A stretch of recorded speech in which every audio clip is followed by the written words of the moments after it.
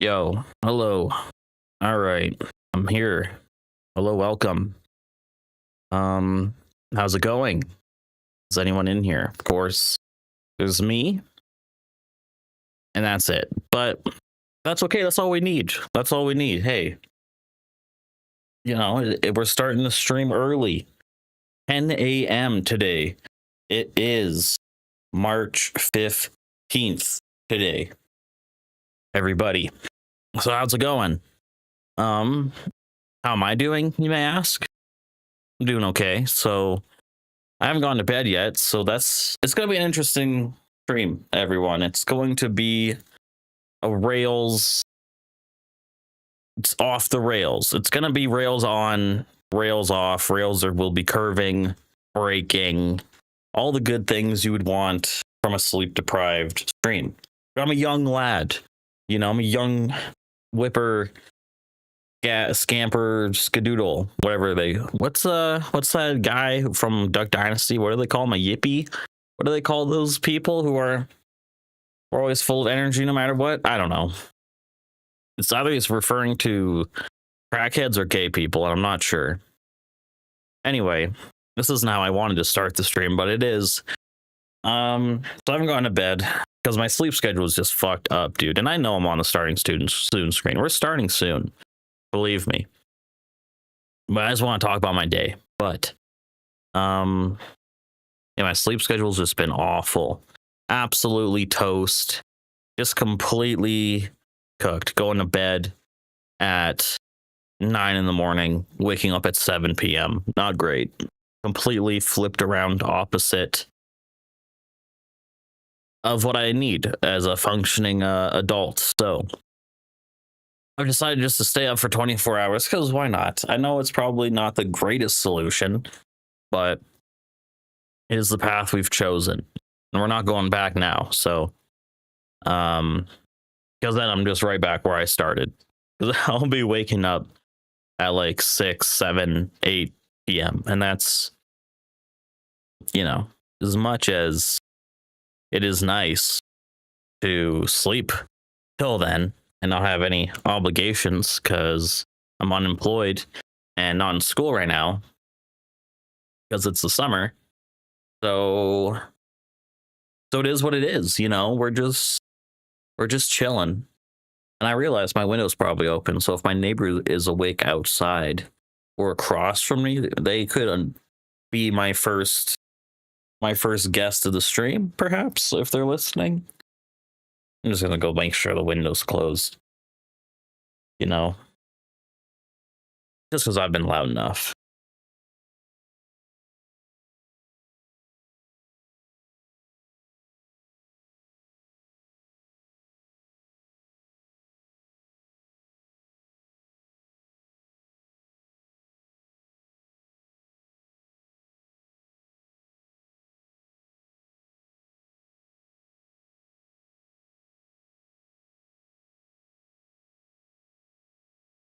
Okay, the windows was closed.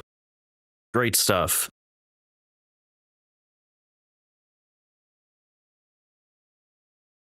Anyway, I figured 7 hours of just a stream I won't remember that will forever be on the internet is a great way to spend my day. What day is it? It's Thursday, Friday. It's Friday today. Come on, happy Friday, everybody. It's Friday.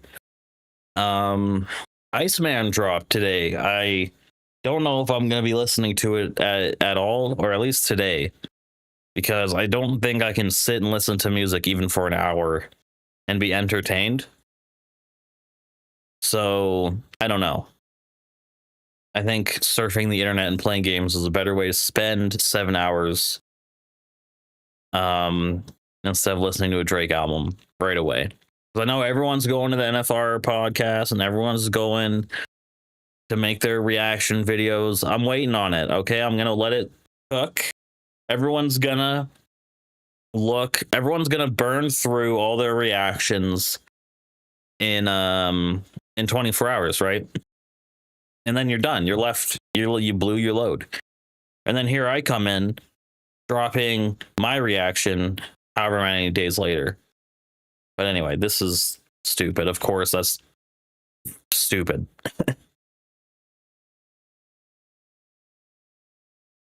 But I am interested because it's been very hyped up, so I do want to listen to it. But yeah, we should just get into the stream, I guess. I'm kind of stuffed up already, which isn't good. It's pollen season.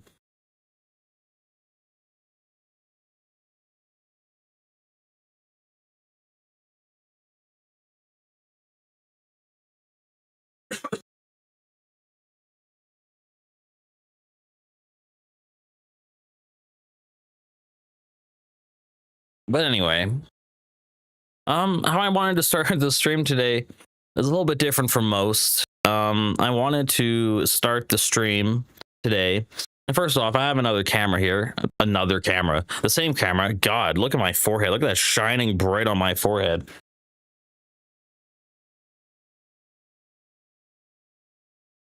This is what low-cost production looks like, people. Okay, because we're not having that. That's not, we can't. But anyway, I've decided to have a big camera instead of a big square, I guess. So I'm not, leaning the fuck away from the camera, out of the frame. Half of my face is fucking, So anyway, I wanted to start the stream today. My great stream is the principles of communism. I wanted to read this to you, chat. I wanted to share this with you because I am a fan of communism. I would even go so far to say that I am a Marxist-Leninist. At least a Marxist, very least. But, because at some point in the future, maybe the government is going to be like, it's illegal to be that. You're going in the gulag like the Nazis did. So, and MAGA Nazis are coming back. There's like a modernized, like a neo-fascism rise. So it is a little dangerous to put that out there, but I think I'm fine. I'm in Canada. There's more people to care about than me reading about communism. They teach it in my university. It's their fault. But anyway, we're gonna read the principles of communism because I am fond of communism. I've read communism in class, read Marx in class. I'm a finance student and I read about Marx, about the economy and economics and shit like that. Like even Lenin comes up in my foreign exchange market class. And so as much as people want to think that these, as much as the right wants to think that these people are long gone, dead, and not relevant, they are relevant, and they're growing in popularity. There's like a thing of like being open to socialism has been at like an all-time high. If only people would read about it. If only people would actually read what it is. So we're gonna read about it, and there's gonna be we're talking about communism here, not socialism, and there's a difference that I think it will get into, but I probably yapped long enough for an intro for this video. But anyway, the principles of communism was not read by Frederick Engels, written by Frederick Engels in 1847 on November even. This is going to be a great audiobook read, everybody. Let's go along. Get a drink here.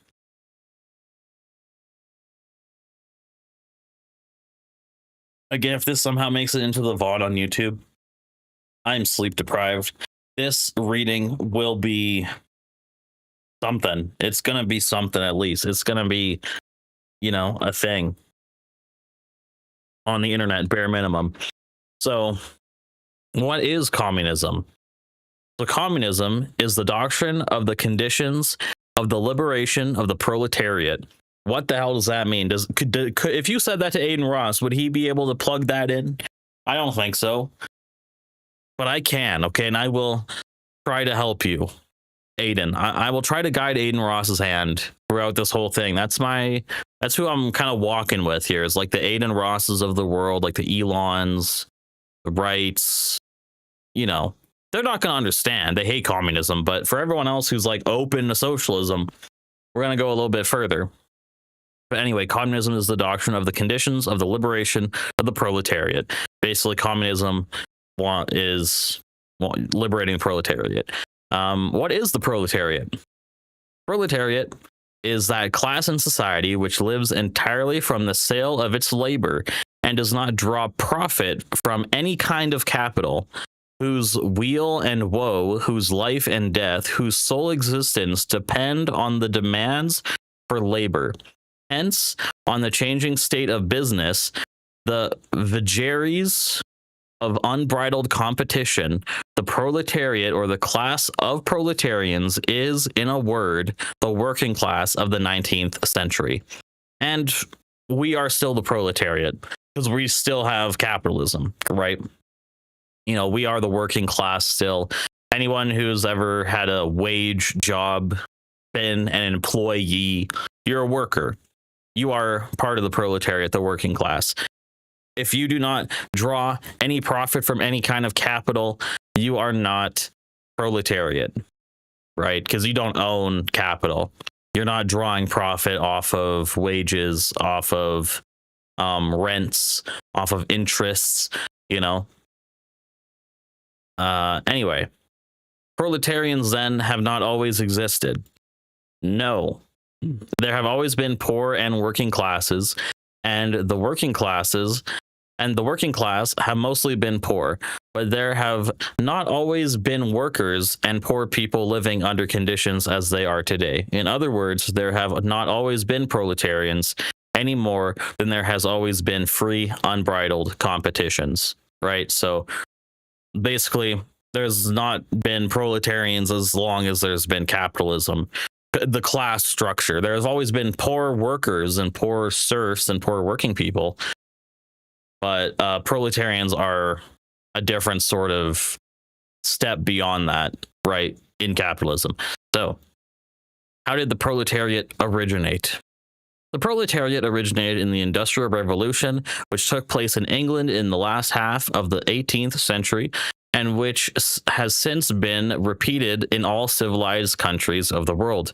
You may be watching a video in that civilized country. Me, I'm living in one, Canada, part of the British Empire, you know. Anyway, the Industrial Revolution was precipitated by the discovery of the steam engine, various spinning machines, the technical loom, and a whole series of other mechanical devices. These machines, which were very expensive and hence could be bought only by big capitalists, altered the whole mode of production and displaced the former workers. Okay, yeah, I was gonna say the farmers, the former workers. And this is what I like reading about. This is why I like reading communist stuff, because it is very critical of our economics, of how we use economics, how capitalism operates, and it's always relevant. I always find something is relevant whenever I read something, and this is 1870 something, right? And it's still relevant to today. You can fucking plug this in with AI and shit. Very expensive machines, like big rich people are the big capitalists are the only basically competitors for those things, right? Anyway, because the machines turned out cheaper and better commodities than the workers could produce with their inefficient spinning wheels and hand looms, the machines delivered industry wholly into the hands of the big capitalists and rendered entirely worthless the merged property of the workers, tools, looms, etc. The result was that the capitalists soon had everything in their hands and nothing remained to the workers. This marked the introduction of the factory system into the textile industry. Once the impulse to the introduction of machinery and the factory system had been given, this system spread quickly to all other branches of industry especially cloth and book printing, pottery, and the metal industries. Labor was more and more divided among the individual workers, so that the worker who previously had done a complete piece of work now did only a part of that piece. This division of labor made it possible to produce things faster and cheaper. It reduced the activity of the individual worker to simple, endlessly repeated mechanical motions, which could be performed not only as well, but much better by a machine. And I worked on a production line. They're just talking about, yeah, you stand there and you do something, right? It's like that boring shit. Like I worked at in a factory. I was of course I'm proletariat working in a factory, 18, and it was just chips. And all I had to do was take chips, box them, put them on a belt that takes them to the next thing, wherever they need to be going, right? And that's 12 hours a day. Boop, boop, boop. Like, that's it. Besides, like, the cleaning and getting yelled at by your manager. But anyway, let's keep going into the point here. In this way, all these industries fell one after another under the dominance of steam machinery and the factory system, just as spinning and weaving had already done. Like, right, innovation in capitalism, phasing out other industries, AI is taking over. AI is a really big one because we're talking about constant capital, which is like AI can literally do any of your jobs if it gets really advanced. And it's like, well, how do you have demand in a market if no one has a job? Stuff like that, right? So it's not great. But at the same time, they also fell into the hands of big capitalists, and their workers were deprived of whatever independence remained to them. So, right. So basically, the market evolved, you know, all these old tools got phased out, and the capitalists left with the big profits, and the workers are now left with whatever they had coming into work that day, right? Leaving with their paycheck, and that's about it. And that is it. Gradually, not only genuine manufacture, but also handicrafts came within the province of the factory system as big capitalists increasingly displaced the smaller master craftsmen by setting up huge workshops, which saved many expenses and permitted an elaborate division of labor. This is how it has come about in... Sorry, I'm just gonna water up here. I gotta get some H2O real quick. My throat's a little pretty dry. I got cotton mouth real bad.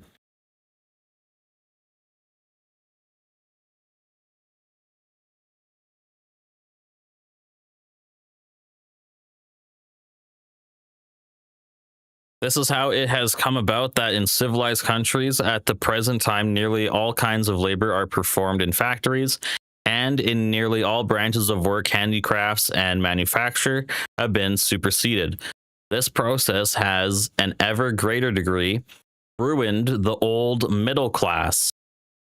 This is very important because this is what is happening right now, today.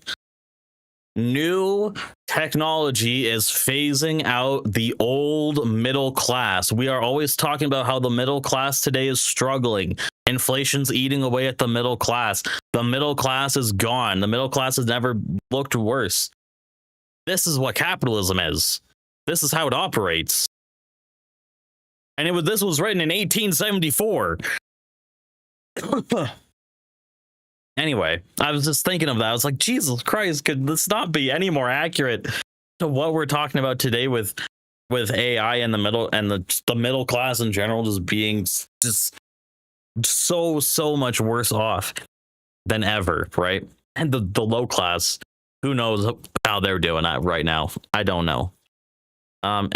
Anyway, especially the small handicraftsmen, it has entirely transformed the condition of the workers, and two new classes have been created, which are gradually swallowing up all the others.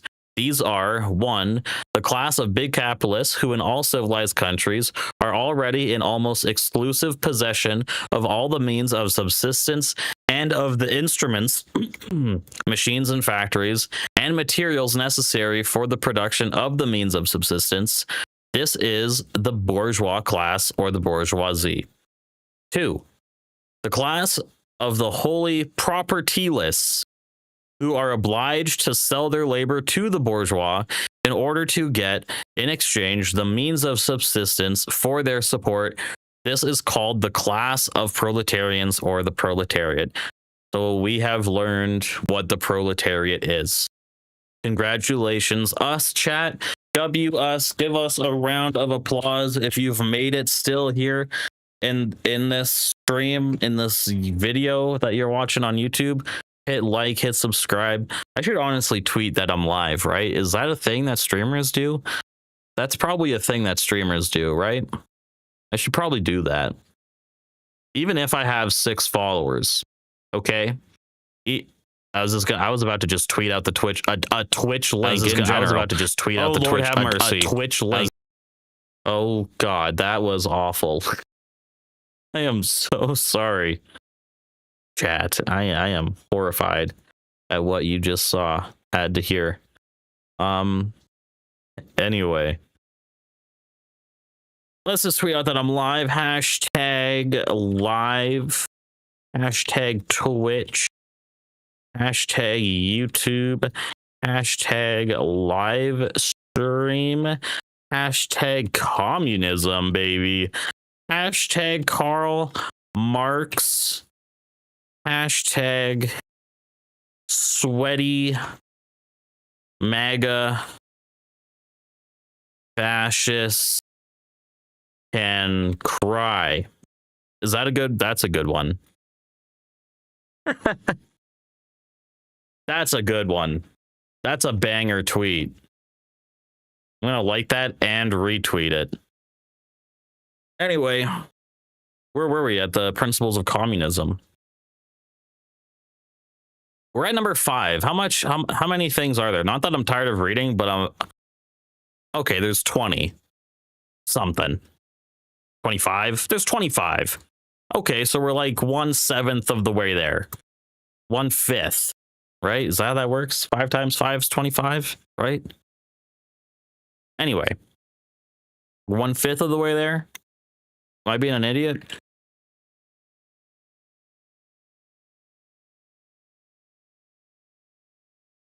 This is very interesting. God, my shoulder hurts though. Oh, I need to work today. I'm an unemployed proletariat. Anyway, 5. Under what conditions does this sale of labor of the proletarians to the bourgeoisie take place? Labor is a commodity like any other, and its price is therefore determined by exactly the same laws that apply to other commodities. In a regime of big industry or of free competition, as we shall see, the two come to the same thing. The price of a commodity is, on the average, always equal to its cost of production. Hence, the price of labor is also equal to the cost of production of labor. But the costs of production of labor consist of precisely the quantity of means of subsistence necessary to enable the worker to continue working and to prevent the working class from dying out. The worker will therefore get no more for his labor than is necessary for this purpose. The price of labor, or the wage, will, in other words, be the lowest, the minimum required for the maintenance of life. That is what we have. First of all, is what we have. We have a minimum wage. And in the United States, they didn't even have a minimum wage, right? Before that or something, they had to institute a minimum wage during the Great Depression. So you basically, to break this down, you know what? Let's throw this in the chat GPT, shall we? Because even I'm confused. I would like to break this down for idiots, because I somewhat understood, but I kind of got lost in the technical economics of like the price of the commodity is on average always equal to its cost of production. You know, like Anyway, we're just gonna copy and paste this. I'm just gonna go quote.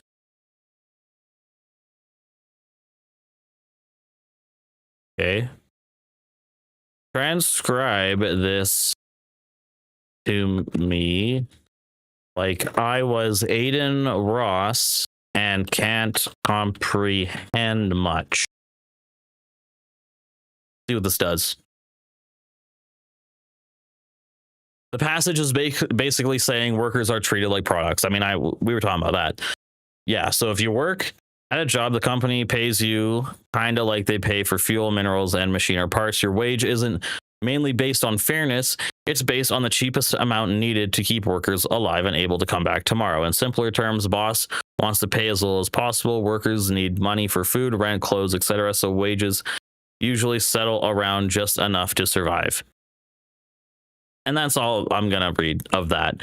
Because that's basically what it's saying. And it's saying you're going to come back to work tomorrow. You leave with nothing. You leave with clothes on your back. You produced all the value at work. And then you leave with the subsistence of life, basically. The maintenance of life. What you need to feed, clothe yourselves. And doesn't it seem like a fair exchange? And you can argue nowadays for sure wages have gone way up. But again, as we said, the middle class is being rotted out, right?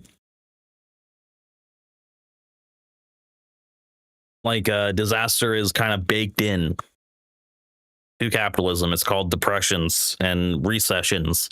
Part of the business cycle. You learn about it in like grade 10 economics. Built in.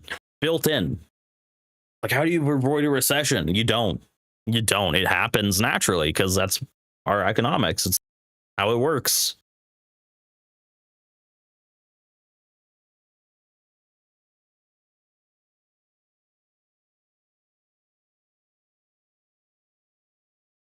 But here we go. However, since business is sometimes better and sometimes worse, it follows that the worker sometimes gets more and sometimes gets less for his commodities. But again, just as the industrialist, on the average of good times and bad, gets no more and no less for his commodities than what they cost. Similarly, on the average, the worker gets no more and no less than his minimum. And that's for every job. You talk about average wages and stuff. They always talk about the basket or the CPI, the consumer price index of like family of four households, what they kind of need for like a somewhat of a maintenance of life, right? This economic law of wages operates the more strictly, the greater the degree to which big industry has taken possession of all branches of production. Yeah.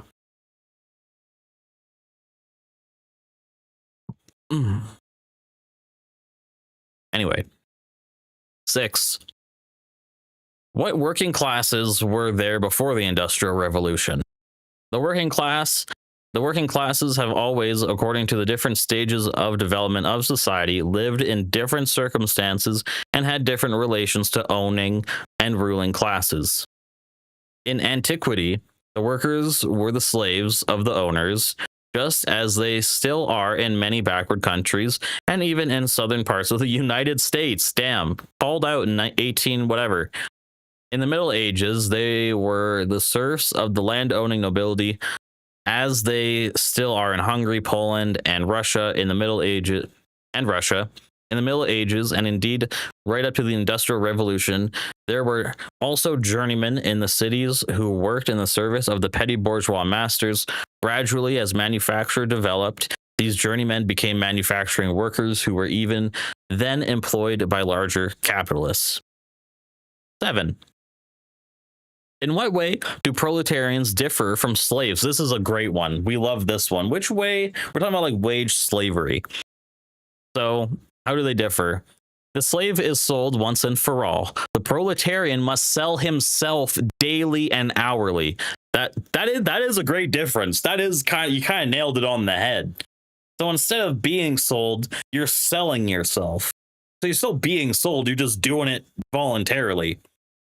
But market conditions don't really make it voluntarily because you always need to eat and clothe yourself and find shelter.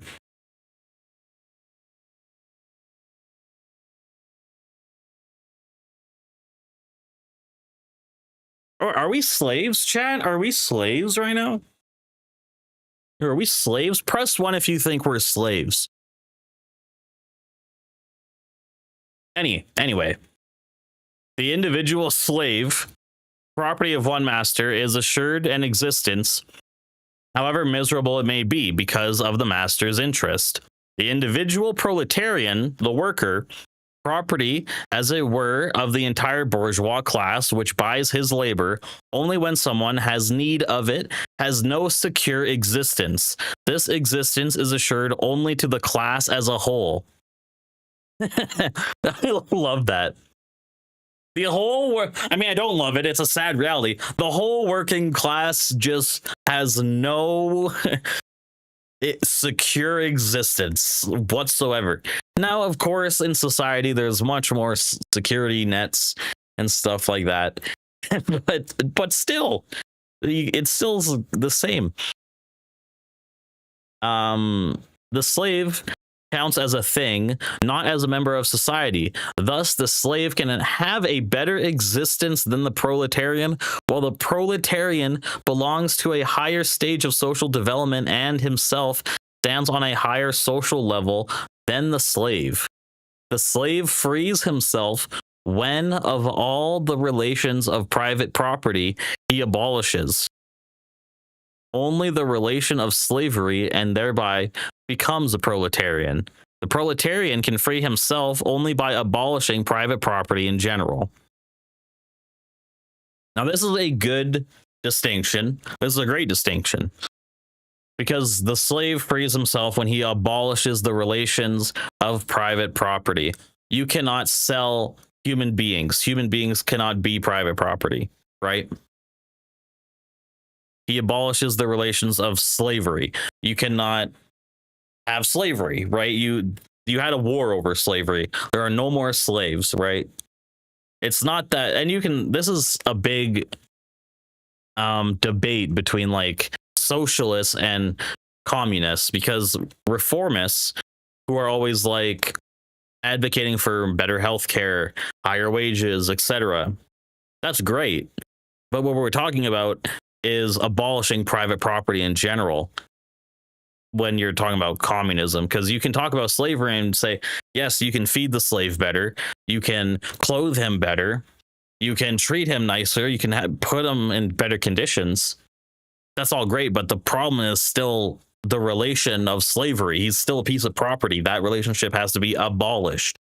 Same thing with the proletarian. He can only free himself if that wage relationship is abolished, private property is abolished. So, in what way do proletarians differ from serfs?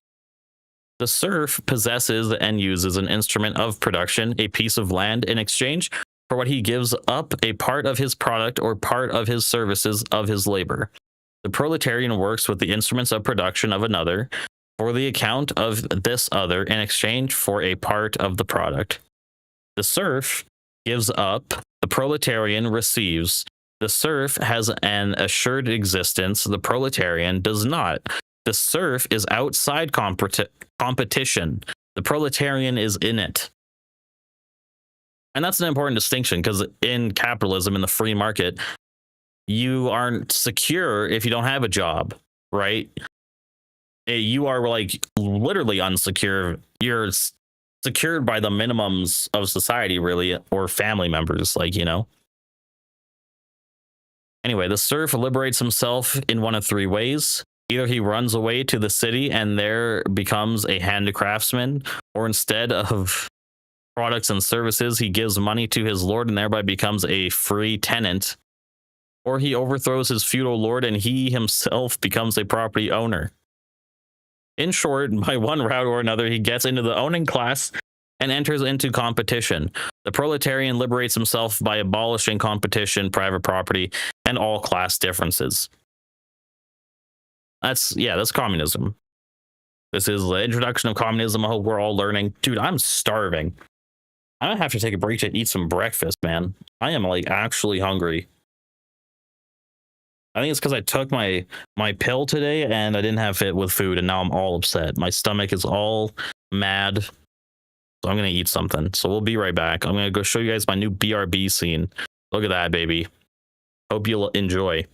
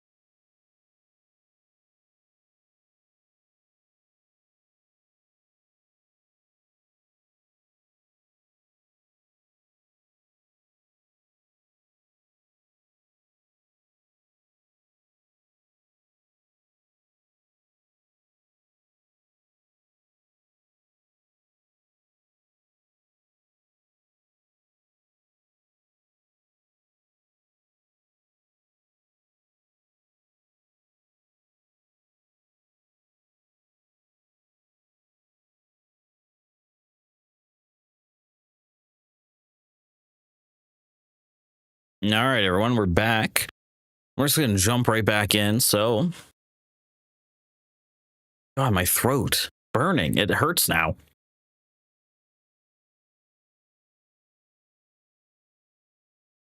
How do streamers do it, man? Do they not talk every second of the day? Don't do most of them just sit there and do that? Just sit. Anyway, in what way do proletarians differ from handicraftsmen? In contrast to the proletarian, the so-called handicraftsman, as he still existed almost everywhere in the past 18th century and still exists here and there at the present, is a proletarian at most temporarily.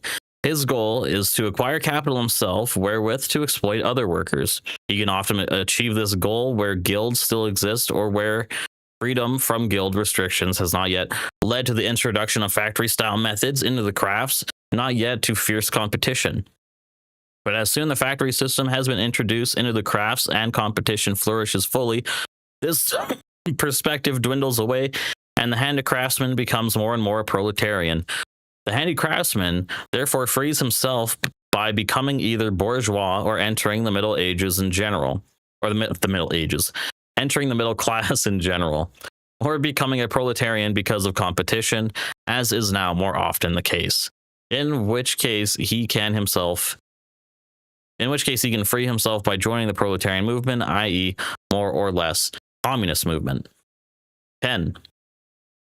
In what way do proletarians differ from manufacturing workers? The manufacturing worker of the 16th to the 18th centuries still had, but few exception, an instrument of production in his own possession, his loom, the family spinning wheel, and little plot of land which he cultivated in his spare time. The proletarian has none of these things. The manufacturing worker almost always lives in the countryside and in a more or less patriarchal relation to his landlord or employer. The proletarian lives, for the most part, in the city, and his relation to his employer is purely a cash relation. The manufacturing worker is torn out of his patriarchal relation by big industry, loses whatever property he still has, and in this way becomes a proletarian. 11. This is a lengthy one, an important one. What were the immediate consequences of the Industrial Revolution and of the division of society into the bourgeois and the proletariat? First, the lower and lower prices of industrial products brought about the machine labor totally destroyed in all countries of the world the old system of manufacture or industry based upon hand labor. In this way, all semi-barbarian countries, which had hitherto been more or less strangers to historical development and whose industry had been based on manufacture, were violently forced out of their isolation. They bought the cheaper commodities of the English and allowed their own manufacturing workers to be ruined. Countries which had known no progress for thousands of years, example India, were thoroughly revolutionized, and even China is now on the way to a revolution. We have come to point out where a new machine invented in England deprives millions of Chinese workers of their livelihoods within a year's time. In this way, big industry has brought all people of the earth into contact with each other, has merged all local markets into one world market, has spread civilization and progress everywhere, and has thus ensured that whatever happens in civilized countries will have repercussions in all other countries. It follows that if the workers in England or France now liberate themselves, it must set off revolution in all other countries. Revolutions which sooner or later must accomplish the liberation of their respective working class. Second, whatever big industries displaced manufacture, the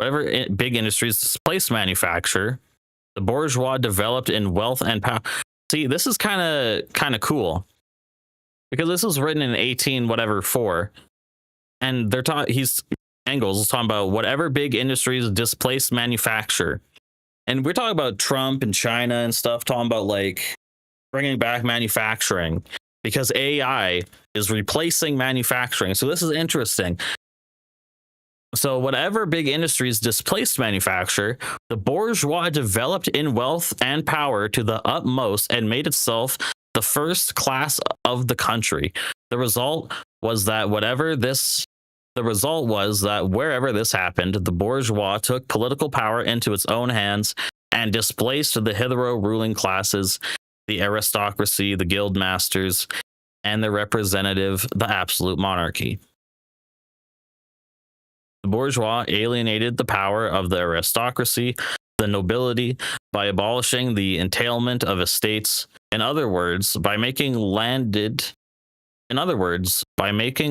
property subject to purchase and sale, and by doing away with the special privileges of the nobility, it destroyed the power of the guild masters by abolishing guilds and handicraft privileges. In their place, it put competition. That is a state of society in which everyone has the right to enter into any branch of industry, the only obstacle being a lack of the necessary capital.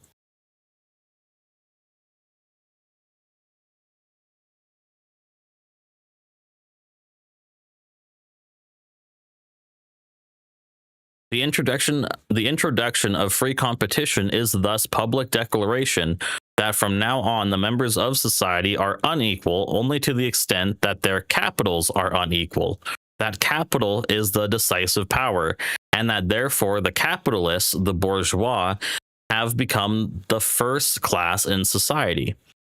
And you see this today, the rich, the billionaires, the elites, the Elons, they are the first class. The introduction of free competition is we just read that.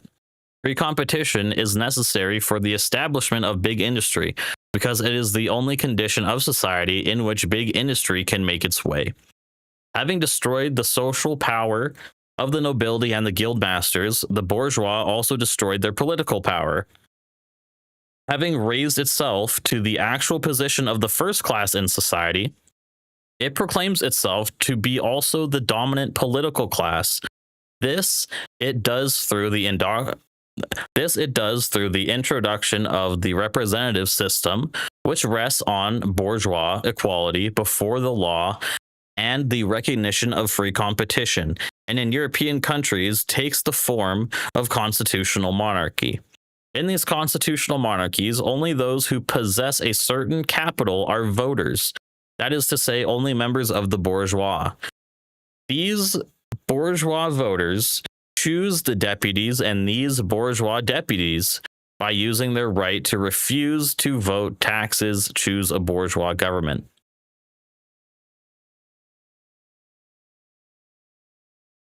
Third, everywhere the proletariat develops in step. Anyway, sorry, I'm having a fucking malfunction here. Again, sleep deprived. Third, everywhere the proletariat develops in step with the bourgeois, in proportion as the bourgeois grows in wealth, the proletariat grows in numbers. For since the proletarians can be employed only by capital, and since capital extends only through employing labor, it follows that the growth of the proletariat proceeds at precisely the same pace as the growth of capital. And this makes sense. They need each other, because there is no capital without workers. There's no working class without the relation to capital. Simultaneously, this process draws members of the bourgeois and proletarians together into the great cities where industry can be carried on most profitably, and by thus throwing great masses in one spot, it gives to the proletarians a consciousness of their own strength. Moreover, the further this process advances, the more new labor-saving machines are invented, the greater is the pressure exercised by big industry on wages, which, as we have seen, sink to their minimum, as therewith render the condition of the proletariat increasingly unbearable. The growing dissatisfaction of the proletariat thus joins with its rising power to prepare a proletarian social revolution. And everyone talks about civil war and revolution and stuff like that. Oh, it's never going to happen. It's going to happen eventually.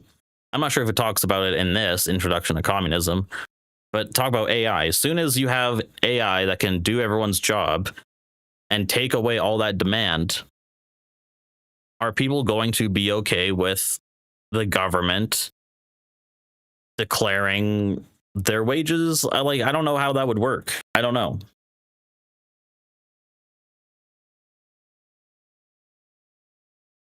Because you're going to have a mass of unemployed proletariat, impoverished, pissed off, right? Like you saw the Capitol got overthrown over COVID or whatever the fuck. I don't know. Fake vote, right? Just wait until everything gets worse. Anyway. What were the further consequences of the Industrial Revolution? Big industry created in the steam engine and other machines the means of endlessly expanding industrial production, speeding it up and cutting its costs. With production thus facilitated, the free competition, which is necessarily bound up with big industry, assumed the most extreme forms. A multitude of capitalists invaded industry, and in a short while, more was produced than was needed. As a consequence, finished commodities could not be sold, and a so-called commercial crisis broke out. Factories had to be closed, their owners went bankrupt, and the workers were without bread. Deepest misery reigned everywhere. After a time, the superfluous products were sold. The factories began to operate again, wages rose, and gradually businesses got better than ever. But it was not long before too many commodities were again produced, and a new crisis broke out, only to follow the same course as its predecessor. So when we talk about the business cycle, the booms and busts, in a lot of these markets, you are talking about overproduction, because you can only produce as long as it's so profitable, and once it's gone, it's cooked, it's over, you know. But but then it crashes, and then the rich people save all their money, they survive all the crash, you lose your job and struggle. And capitalists buy up all the nice stuff that they want during the repression, because they have enough money to buy low during a repression. You don't. Recession. And then they profit more. So it's kind of great. Anyway.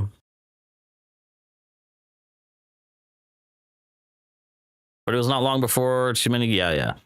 So the business cycle, right? Ever since the beginning of this 19th century, the condition of industry has constantly fluctuated between periods of prosperity and periods of crisis, nearly every 5 to 7 years. And this is still true, by the way. This is still true. This is like economics. There's a recession every 5 to 7 years. It's just part of what we do here.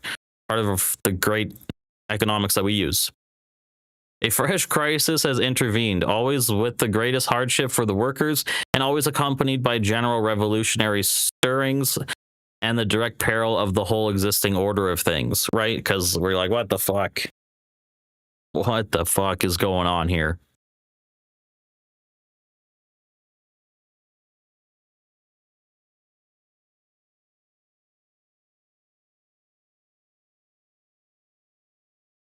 I think I'm going to get to 15, and then we're going to take another break. My throat is hurting, man.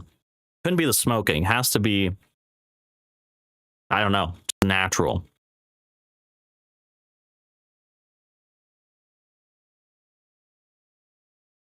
Anyway, what follows from these periodic commercial crises? First, that though big industry in its earliest stage created free competition, it has now outgrown free competition. That for big industry, competition and generally the individualistic organization of production have become a fetter which it must and will shatter. That so long as big industry remains on its present footing, it can be maintained only at the cost of general chaos every 7 years. Each time threatening the whole civilization, and not only plunging the proletarians into misery, but also running large sections of the bourgeoisie. Hence, either that big industry Hence, either that big industry must itself be given up, which is an absolute impossibility, or that it makes unavoidably necessary an entirely new organization of society in which production is no longer directed by mutually competing individual industrialists, but rather by the whole society operating according to a definite plan and taking account of the needs of all. Right? It's like how many more cycles of crisis can the workers take before we all just go, this is enough? We need to create an economy that benefits everybody, not just rich capitalists. But anyway, second, that big industry and the limitlessness expansion of production which it makes possible brings within the range of feasibility a social order in which so much is produced that every member of society will be in a position to exercise and develop all his powers and facilities in complete freedom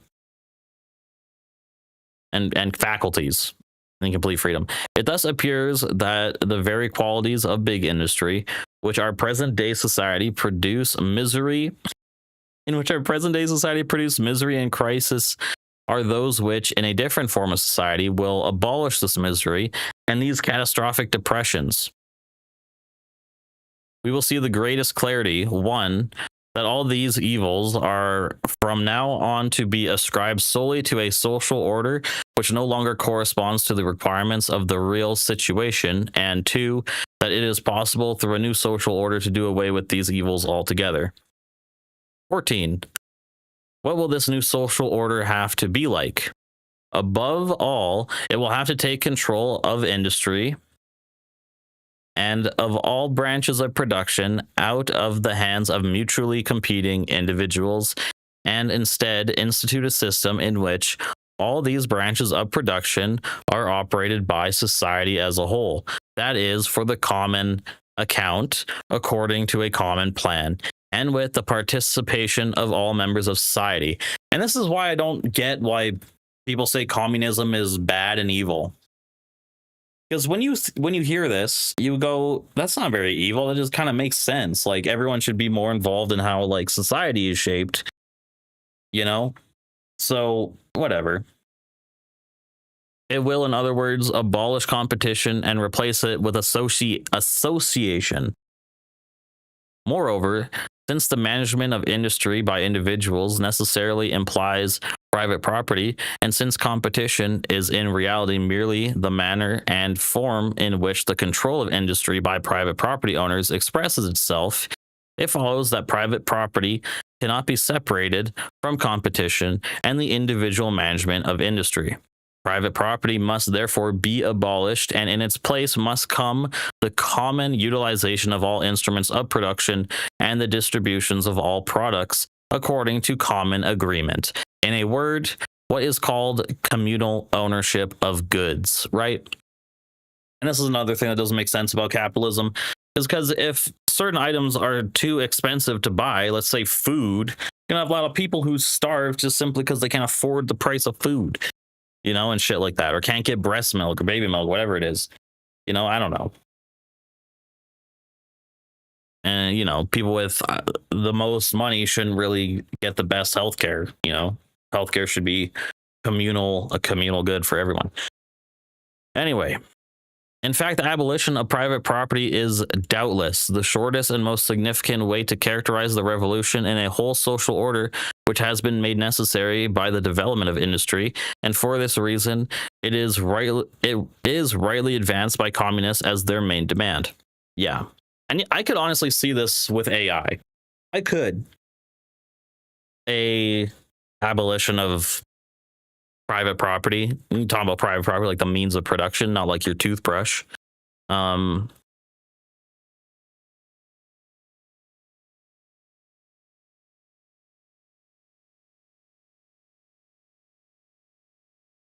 We've made it to 15 out of 25. So I'm going to take a break. I'm just going to get more water. I'm going to a little constipated, chat. I don't know what's wrong with me. Maybe I should try again. Is that TMI?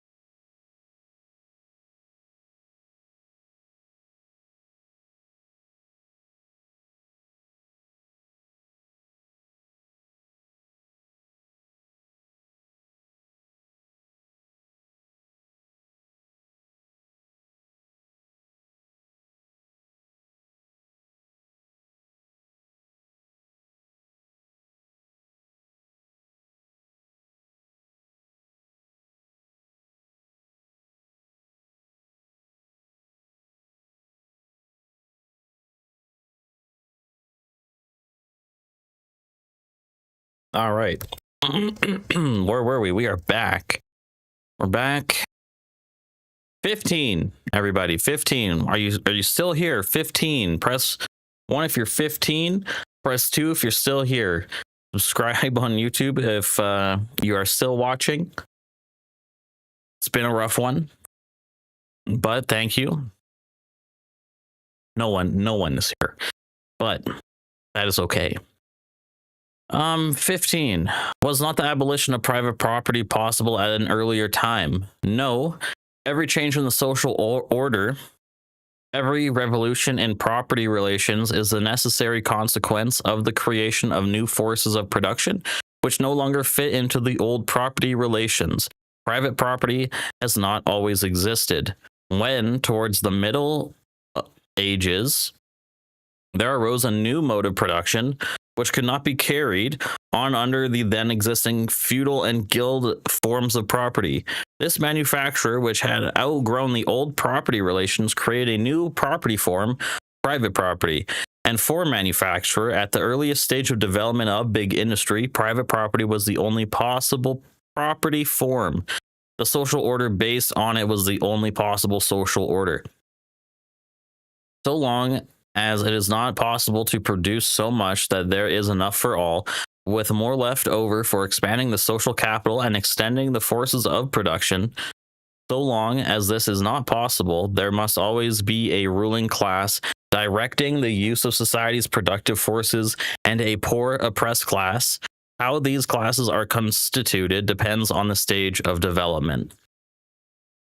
The agrarian Middle Ages gives us the baron and the serf. The cities of the later Middle Ages show us the guildmaster and the journeyman and the day laborer. The 17th century has its manufacturing workers, and the 19th has big factory owners and proletarians. It is clear that up to now, the forces of production have never been deployed to the point where enough could be developed for all, and that private property has become a fetter. What the hell? Am I saying that weird? A fetter and a barrier in relation to the further development of the forces of production. Now, however, the development of big industry has ushered in a new period.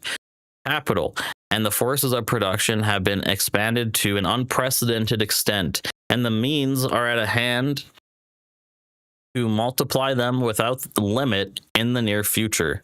Moreover, the forces of production have been concentrated in the hands of a few bourgeois, while the great masses of people are more and more falling into the proletariat. Their situation becoming more wretched and intolerable in proportion to the increase of wealth of the bourgeoisie. And finally, these mighty and easily extended forces of production have so far outgrown private property and the bourgeoisie that they threaten at any moment to unleash the most violent disturbances of the social order. That's not great. That's the times we're living in, I think. The most violent disturbances of the social order. I'm not ready for that. I'm not ready, Frederick. I'm not. Quite frankly, honestly, just bring it on at this point. How much worse could it get? Now, under these conditions, the abolition of private property has become not only possible, but absolutely necessary. So yeah, we're not there yet, but we easily could be on our way. Somehow. Unless all these theories are bullshit, which many people want to say they are. But the more you read, the more you kind of think, well, at a point, you talk about like the concentration of wealth, and you're like, yeah, get that. But anyway, this is cool. Will the peaceful abolition of private property be possible? This is interesting because lots of people like Hassan and other socialists like Bernie always kind of condemn like violent protesters, like violence. It's like socialism is okay until you talk about like a violent revolution because everyone is actually poor and starving. Like, well, I don't know. Will it be peaceful? It would be desirable if this could happen, but the communists would certainly be the last to oppose it. Communists know only too well that all conspiracies are not only useless, but even harmful. They know too well that revolutions are not made intentionally and arbitrarily, but that everywhere and always they have been the necessary consequences of conditions which were wholly independent of the will and direction of individual parties and entire classes. But they also see that the development of the proletariat in nearly all civilized countries has been violently suppressed, and that in this way, the opponents of communism have been working towards a revolution with all their strength. If the oppressed proletariat is finally driven to revolution, then we communists will defend the interests of the proletarians with deeds as we now defend them with words. Yeah. And this is kind of my thinking about a revolution. If a revolution were to happen, nobody, at least in North America, in the West, I don't like America. Anyone educated enough? Like, I don't know how a communist revolution happens because no one kind of understands it. I think everyone just kind of understands we're pissed at the people in charge of this shit. But anyway. Will it be possible for private property to be abolished at one stroke? No. No more than existing forces of production can at one stroke be manipulated to the extent necessary for the creation of a communal society. In all probability, the proletarian revolution will transform existing society gradually and will be able to abolish private property only when the means of production are available in sufficient quantity. Talking of could be AI. Maybe is AI, if not, what's next after AI that's going to abolish private property? Like robots, AI robots that are literally humans, like boop boop bop, like that shit. Anyway, what will be the course of this revolution? Oh, this is a big one. What will be the course of this revolution? Above all, it will establish a democratic constitution, and through this, the direct and indirect dominance of the proletariat. Direct in England, where the proletarians are already a majority of the people. Indirect in France and Germany, where the majority of the people consists not only of proletarians, but also small peasants and petty bourgeois, who are in the process of falling into the proletariat, who are more and more dependent in all their political interests on the proletariat, and who must therefore soon adapt the demands of the proletariat.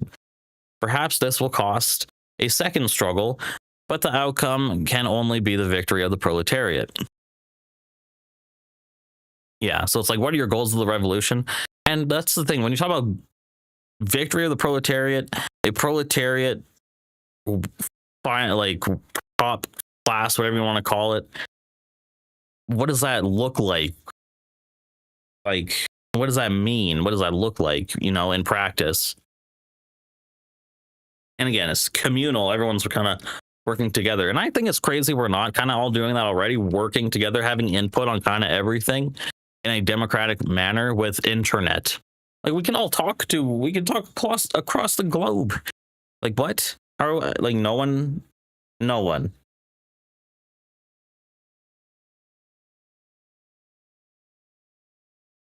Anyway, democracy would be wholly valueless if the proletariat. Yeah, democracy would be wholly valueless to the proletariat if it were not immediately used as a means for putting through measures directed against private property and ensuring the livelihood of the proletarians. The main measures emerging as a necessary result of the existing relations are the following. Limitation of private property through progressive taxation, heavy inheritance taxes, abolition of inheritance through collateral lines, nephews, brothers, etc., forced loans, etc. 2. Gradual expropriation of landowners, industrialists, railroad magnates, and ship owners, partly through competition by state industry, partly direct through compensation in the form of bonds. 3. Confiscation of the possessions of all immigrants with an E. Immigrants? Am I being stupid? Wait. Am I? Come on now. Can I? We live in an age where immigrant. I can't. Immigrant is like the new word. What does this mean? Confiscation of the possessions of all immigrant and rebels against the majority of people. So just rebels and immigrants against the majority of people. Sure. Yeah. I get it. Okay, I get it. They're talking about immigrants. Yeah, no shit.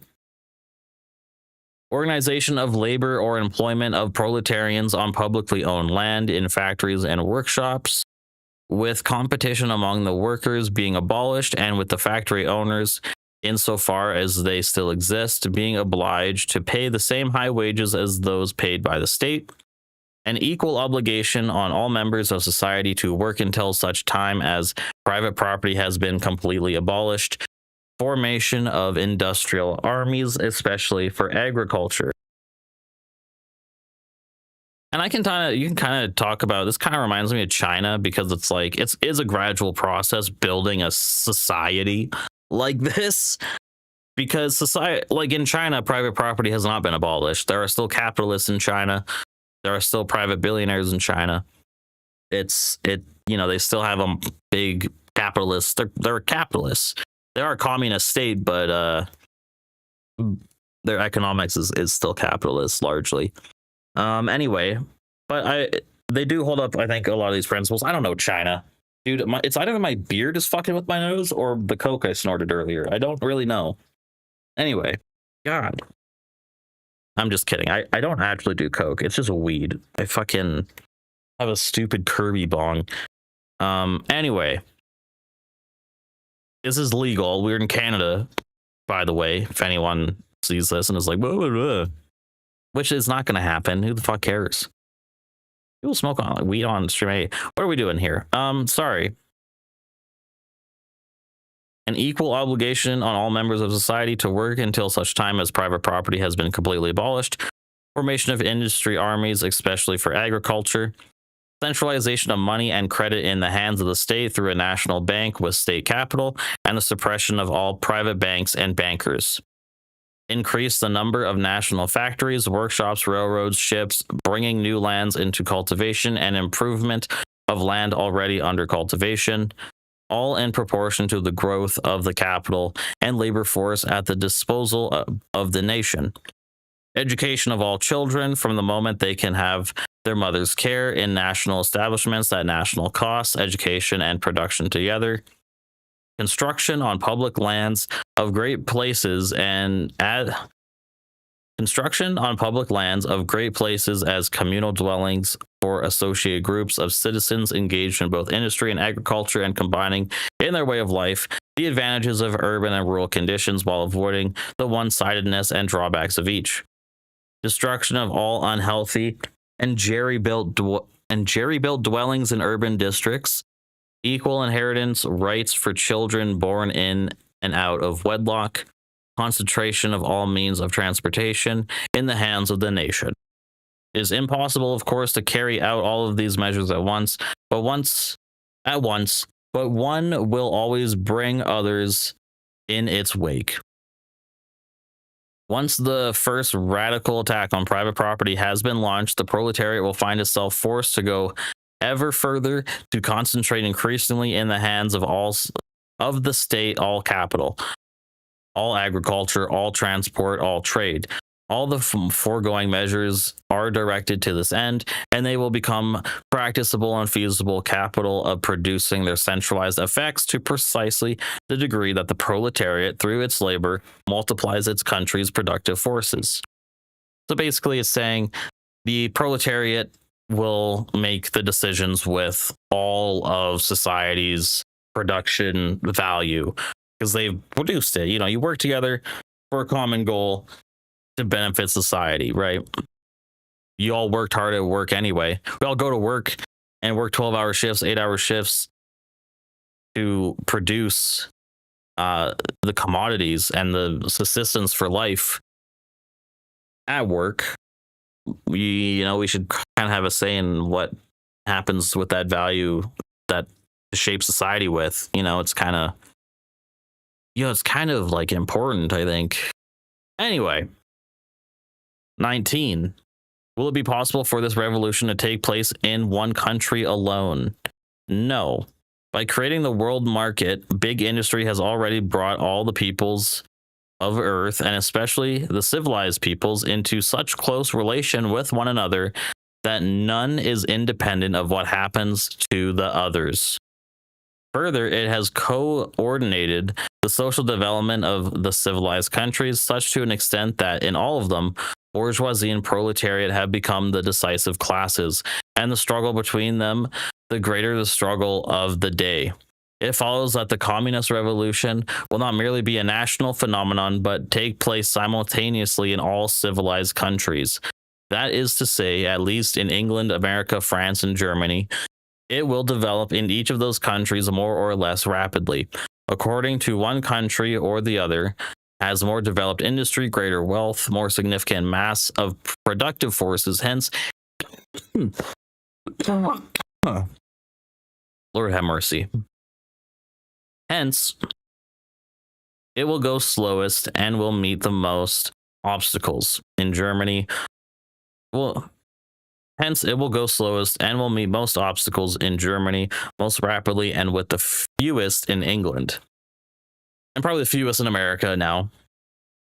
But still, struggles. It will have a powerful impact on the other countries of the world and will radically alter the course of development which they have followed up to now, while greatly stepping up its pace. It is a universal revolution and will accordingly have a universal range. And that makes sense. You saw that with globalization, right?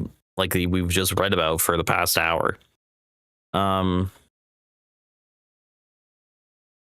Okay, this is really the last biggest paragraph, and then it's kind of it.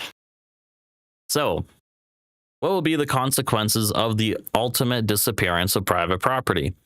Society will take all forces of production and means of commerce, as well as the exchange and distribution of products, out of the hands of private capitalists and will manage them in accordance with a plan based on the availability of resources and the needs of the whole society. In this way, most important of all, the evil consequences which are now associated under the conduct of big industry will be abolished. There will be no more crises. There will be no more crises. The expanded production, which for the present order of society is overproduction and hence a prevailing cause of misery, will then be insufficient and in need of being expanded much further. Instead of generating misery, overproduction will reach beyond the elementary requirements of society to assure the satisfaction of the needs of all. It will create new needs and, at the same time, the means of satisfying them. It will become the condition of and the stimulus to new progress, which will no longer throw the whole social order into confusion, as progress has always done in the past. Big industry, freed from the pressure of private property, will undergo such an expansion that what we now see will seem as petty in comparison as manufacture seems when put beside the big industry of our own day. This development of industry will make available to society a sufficient mass of products to satisfy the needs of everyone.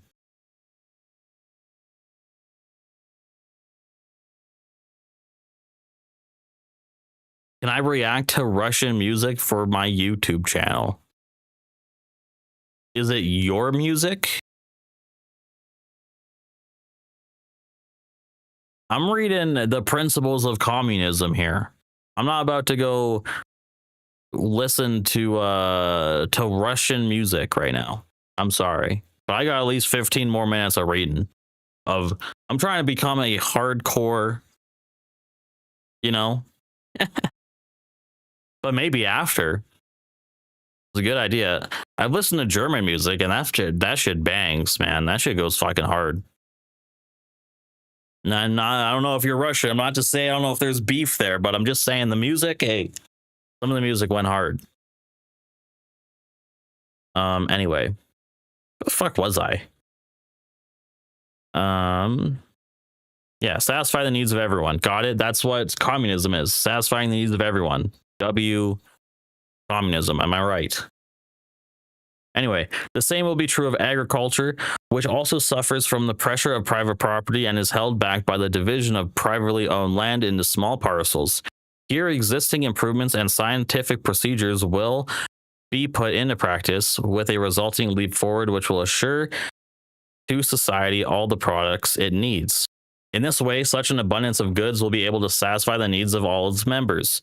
The division of society into different mutually hostile classes will then become unnecessary. I think it's already pretty unnecessary today. Indeed, it will not only Indeed, it will be not only unnecessary, but intolerable in the new social order. The existence of classes originated in the division of labor, and the division of labor, as it has been known up to the present, will completely disappear. For mechanical and chemical processes are not enough to bring industrial and agricultural production up to the level we have described. The capitalists of the men who make use of these processes must undergo a corresponding development. That's a mouthful. That's, you know.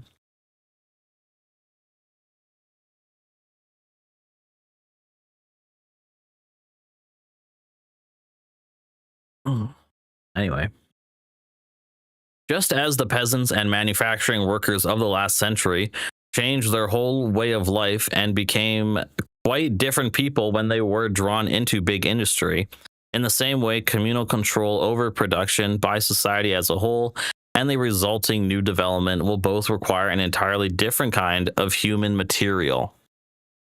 People will no longer be, as they are today, subordinated to a single branch of production, bound to it, exploited by it. They will no longer develop one of their faculties at the expense of all others. They will no longer know only one branch of a single branch of production as a whole, even industry as it is today, in finding such people less and less useful. Talk about that today, dude. We're talking about this is in the 1800s. He's like, yeah, this whole, fucking production shit, I'm kind of over it. 120 years later, it's like the exact same. Almost. Same core, same bare bones. But anyway, industry controlled by society as a whole and operated according to a plan presupposes well-rounded human beings, their faculties developed in balanced fashion, able to see the system of production in its entirety. The form of the division of labor, which makes one peasant, another a cobbler, a third a factory worker, a fourth a stock market operator, has always been undermined by machinery and will completely disappear. Education will enable young people quickly to familiarize themselves with the whole system of production and to pass from one branch of production to another in response to the needs of society or their own inclinations. It will therefore free them from the one-sided character which the present-day division of labor impresses upon every individual. Communist society will, in this way, make it possible for its members to put their comprehensively developed faculties to full use. But when this happens, classes will necessarily disappear. It follows that society organized on a communist basis is incompatible with the existence of classes on the one hand, and the very building of such a society provides the means of abolishing class differences of another. It's like at some point it will make so much nonsense. It will, like, being an employee already doesn't make a lot of sense when you kind of look at it. Like, you can look at the wealth gap and say that doesn't make sense. You do hard labor for like 8 hours a day and you get paid the shittiest wage. You get paid the shits, and then some douchebag at the top goes and has fun and gets to decide what to do with all of the value everyone created together. Doesn't make a lot of sense to me. Kind of sucks if you don't own it. If you own the capital, then you're like, oh, fuck you. Work harder, idiot.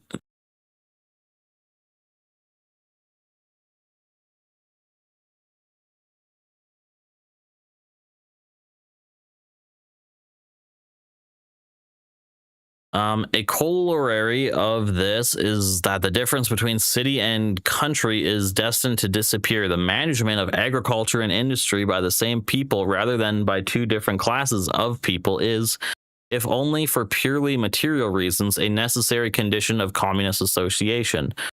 The dispersal of the agriculture population on the land alongside the crowding of the industrial population into the great cities is a condition which corresponds to an undeveloped state of both agriculture and industry and can already be felt as an obstacle to further development. The general cooperation of all members of society for the purpose of planned exploitation of the forces of production, the expansion of production to the point where it will satisfy the need of all, the abolition of a situation in which the needs of some are satisfied at the expense of the needs of others, the complete liquidation of classes and their conflicts, the rounded development of the capitalists, or the rounded development of the capacities of all members of society through the elimination of the present division of labor, through industrial education, through engaging in various activities, through the participation by all in enjoyments produced by all through the combinations of city and country. These are the main consequences of the abolition of private property. Kind of goated, to be honest. Kind of cool.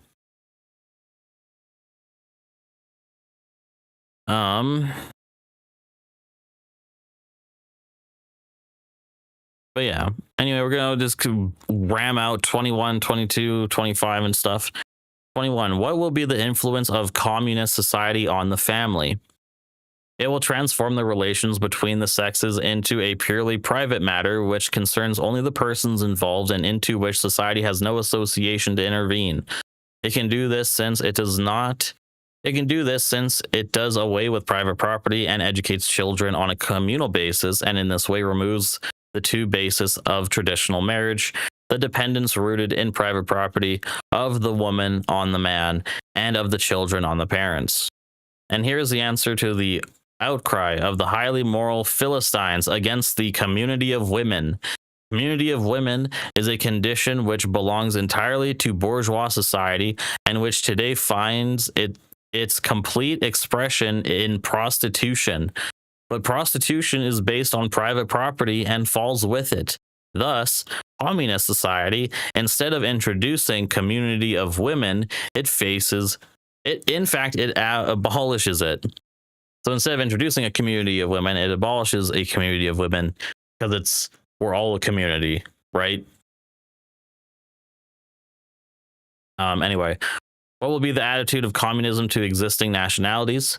The nationalities of peoples associating themselves in accordance with the principle of community will be compelled to mingle with each other as a result of this association and thereby to dissolve themselves, just as the various estate and class distinctions must disappear through the abolition of their basis private property.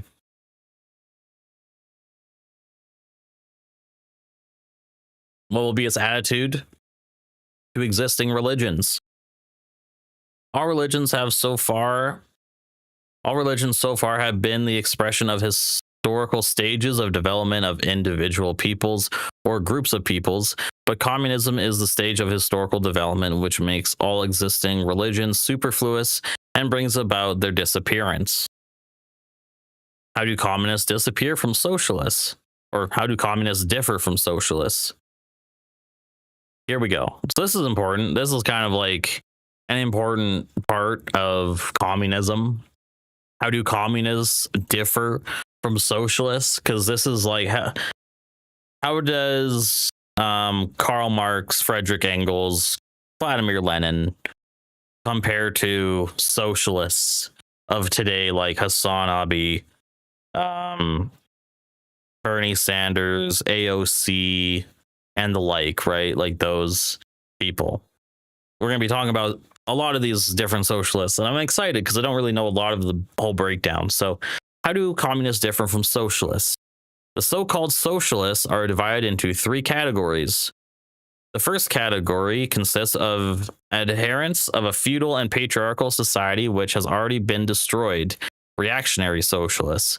and is still daily being destroyed by big industry and world trade at their creation, bourgeois society.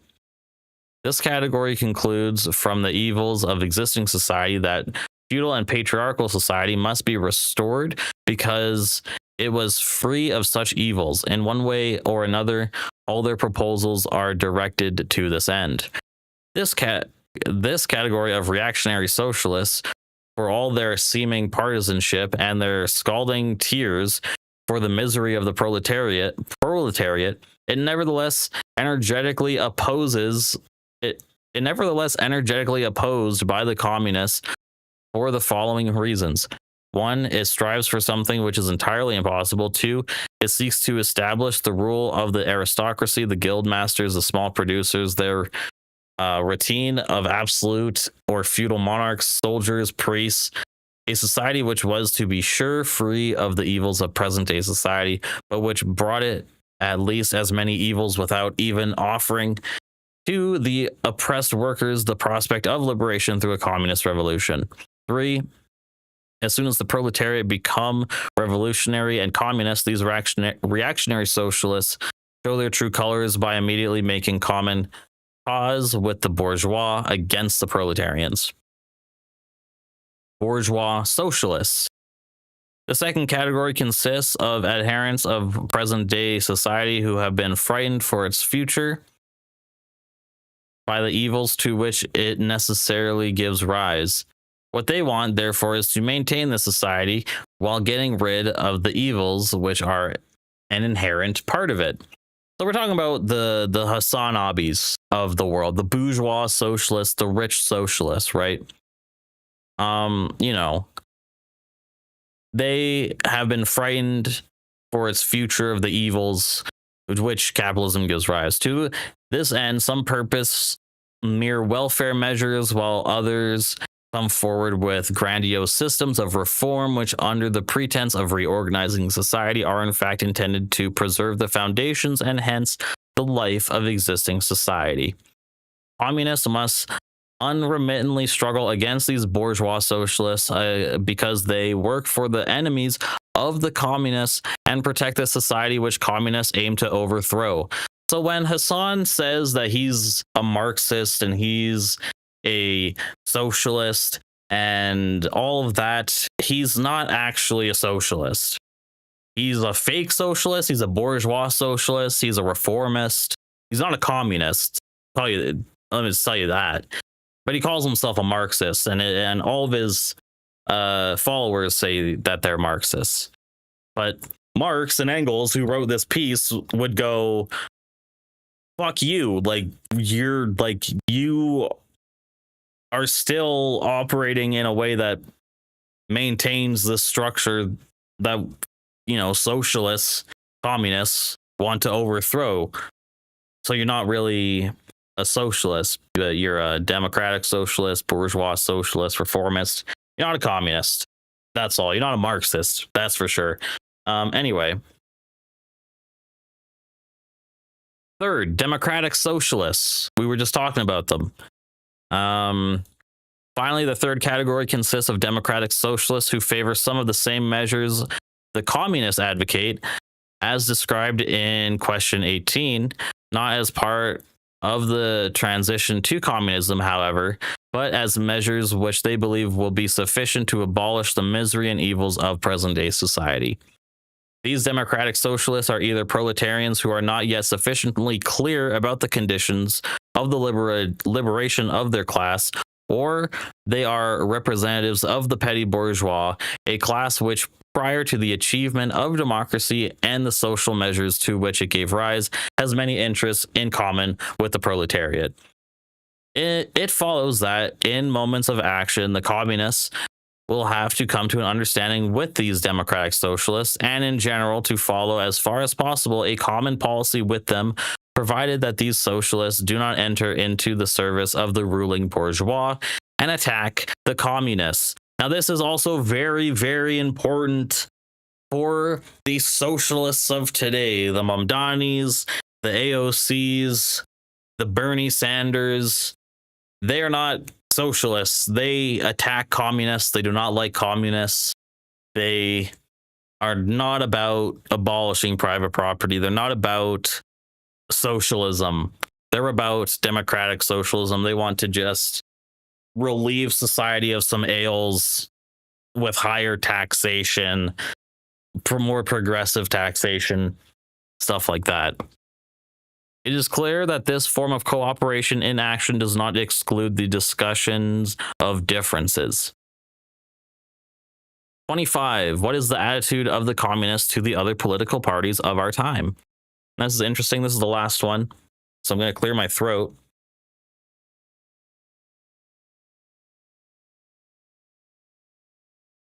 And automatically ruin it again by hitting a vape. But this was very interesting as a read.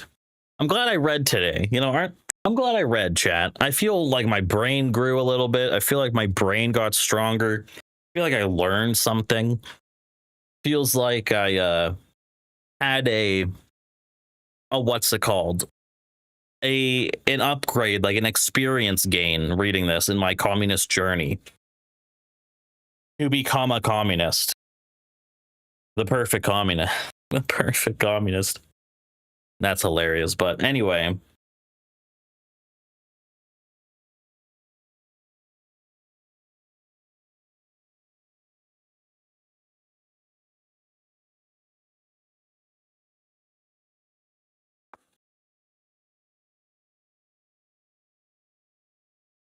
Anyway, what is the attitude of the communists to the other political parties of our time? This attitude is different in different countries. England, France, and Belgium, where the bourgeois rule, the communists still have a common interest with the various democratic parties, an interest which is all the greater the more closely the socialistic measures they champion approach the aims of the communists. That is, the more clearly and definitely they represent the interests of the proletariat, and the more they depend on the proletariat for support. In England, for example, the working class Chartists are indefinitely closer to the communists than the democratic petty bourgeois or the so-called radicals. In America, where a democratic constitution has already been established, the communists must make the common cause with the party which will turn this constitution against the bourgeois and use it in the interest of the proletariat against, that is, with the agrarian national reformers. It's funny that they talk about America and using the Constitution to basically crush the bourgeois, because in America currently, Donald Trump is using the Constitution to basically suppress and destroy even more parts of the working class. So that's, you know, an interesting revelation there. 100 years plus ago. Anyway, in Switzerland, the radicals, though a very mixed party, are the only group in which the communists can cooperate. And among these radicals, the Vaudois and Genovese are the most advanced. In Germany, the decisive struggle now on the order of the day is that between the bourgeois and the absolute monarchy. Since the communists cannot enter upon the decisive struggle between themselves and the bourgeois until the bourgeois is in power, it follows that it is in the interest of the communists to help the bourgeois to power as soon as possible in order the sooner to be able to overthrow it. This is something that Lenin talks about too, basically trying to skip over capitalism. Basically, like, if you're not in because in a historical materialistic sense, it's a cycle that of building. Like a revolution isn't something that just happens. It's built. It's natural. Classes are crushing and forming out of one another, right? So it's just something that happens. So I don't know if you can necessarily skip over it and be like, yeah, we can institute capitalism just to burn it down. You know, I don't know. Again, against the government, so therefore the communists must continually support the radical liberal party, taking care to avoid the self-deprecations of the bourgeois and not fall for the enticing promises of benefits which a victory for the bourgeois would allegedly bring to the proletariat. The sole advantages which the proletariat would derive from a bourgeois victory would consist, 1, in various concessions, which would facilitate the unification of the proletariat into a closely knit, battle worthy, and organized class, which is kind of like, I guess, reforming the party to be like a battle worthy communist party. I don't know if that could ever happen. But the more you want to say, oh, we want affordable housing and this and healthcare and education, and the more you get jerked off by the bourgeois parties and it doesn't happen, the more people might go to the extremes, right? And you see that with Donald Trump and stuff. Two, in the certainty that on the very day the absolute monarchies fall, the struggle between bourgeois and proletariat will start. From that day on, the policy of the communists will be the same as it is now, is in the countries where the bourgeois is already in power. In the name and on the mandate of the Congress. A lot about private property. Here's the footnotes and stuff. Have a good time with that. Had a good long chat about communism. Who expected that? Probably getting into some news, huh? Some actual news. I'm like hungry. I have to eat. I'm starving.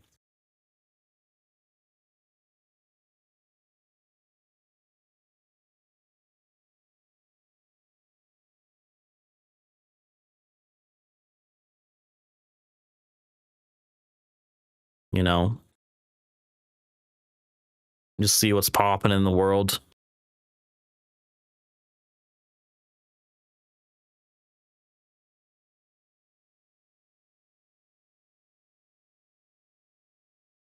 Oh shit. I think Canada just scored for the women's team.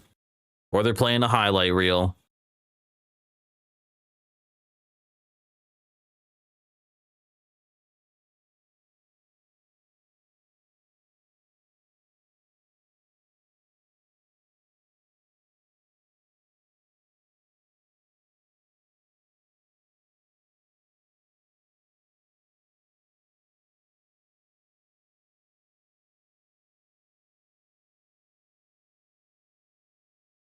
What is this?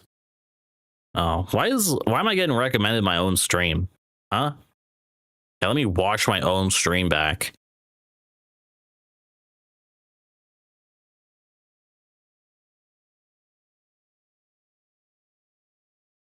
Anyway, nothing popping in the news. It's trending. I am gonna take a break, but I will be right back. I have to shit my pants.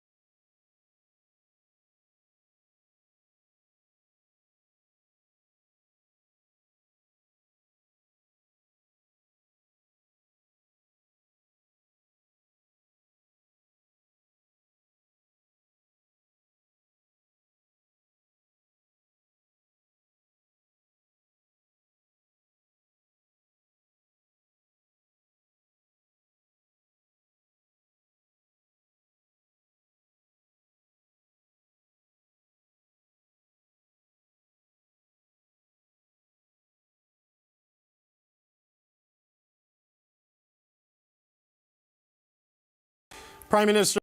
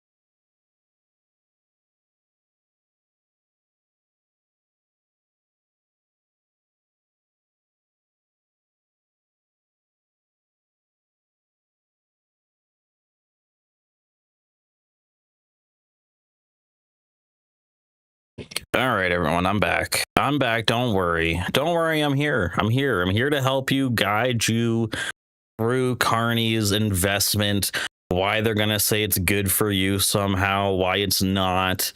And it's 21 minutes, so let's just hop right on into this Prime Minister bullshit, shall we? Kearney outlined his big bet on electrification today, a plan to double generation and double the grid by 2050. And it's a push that's key to Kearney's industrial goals and will play a role in reducing emissions, he says. But it comes as an earlier big bet on electrification appears to be failing, with Honda confirming today that it suspended its EV expansion plans for Canada indefinitely. And all of this comes the day before the Prime Minister and Alberta Premier Daniel Smith are set to outline a major energy deal at an event in Calgary. This MOU, this agreement, will establish a compromise on industrial carbon pricing and allow Smith to advance her pipeline dreams to the next step.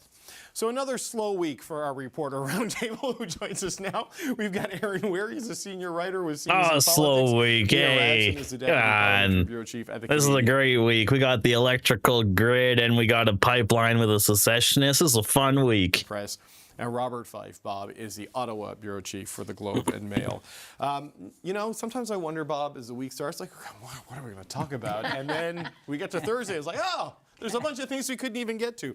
The electrification plan rolled out today. Another big, ambitious, strategic revamp of the industrial scope of the country, the environmental policy. Now, I would like you guys, as the VOD viewers, probably not. I have so many breaks, it would be a VOD viewer. But remember that communist video I made? Remember that? Check that out. Check that out. We're meeting the principles of communism. Just go check out that video. Keep some of that in mind while we're watching. What we heard from the Prime Minister. Well, there's a lot of stuff missing there. Obviously, how do we get there, and who's paying for it? Right. And but other than that, and who's going to build it? Yeah. You know? And you know, on top of that, what it didn't answer is that we're actually going to need even more electricity because we're going to need more power for the AI data centers that we're going to be having. We're going to have critical minerals and processing that's going to require, up in the north particularly, who's going to... More investment. Electrification in there, or do we do small nuclear reactors? Regardless of what happened with Honda, EVA... Nuclear reactors. Supply. You think we're going to shop in some nuclear reactors up in this bit? Maybe. Probably not. Are going to be the future of... in the 21st century, and none of those things have been explained.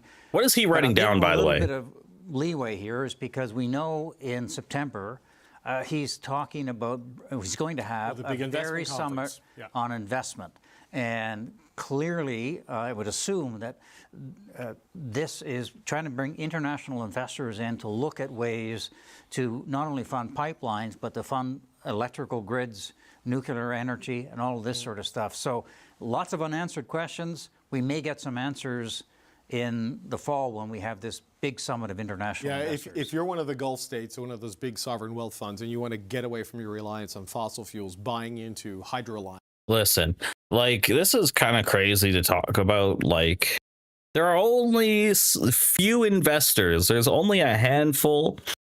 I mean, maybe not globally, but like the Canadian companies, like there's only a handful of multi-billionaires in this industry who are going to want this, right? When they talk about investment and all this shit, it only is there to help the rich people. Who's going to pay for it? Well, the tax dollar is going to pay for it. And then the rich people are going to profit off of it. The person who owns it. Isn't that great? That's great for everybody. And hydro projects and transmission lines, that's the kind of annuity you're looking for to replace those. Yeah, and we're seeing in Ontario, for example, Ontario is leading the way in these small nuclear reactors, which can be if they seem to be if they work properly, can be a really important source of energy. If they don't, oh buddy, it's a big who, buddy. Chernobyl Part 2. And processing plants, that sort of stuff. Yes, you can if they work properly, yeah. Remote areas. So Mia, if they don't, oh buddy. Energy, that's very clear. 130,000 jobs in this defense industrial capacity build up, double the rate of housing, major projects initiative, minor projects initiative, pet projects initiatives. There's a whole lot of tradespeople that are going to be needed that do not exist right now. And the $6 billion in the spring economic update is not going to solve it on its own. Speed is the moat today. You got to be nimble, got to be quick. Accounting has to be.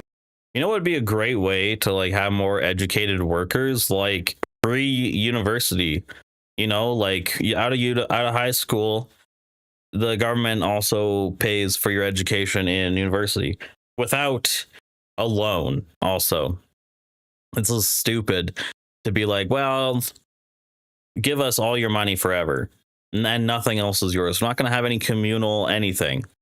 Fuck you. Just live with your debt. Oh, baby Bill.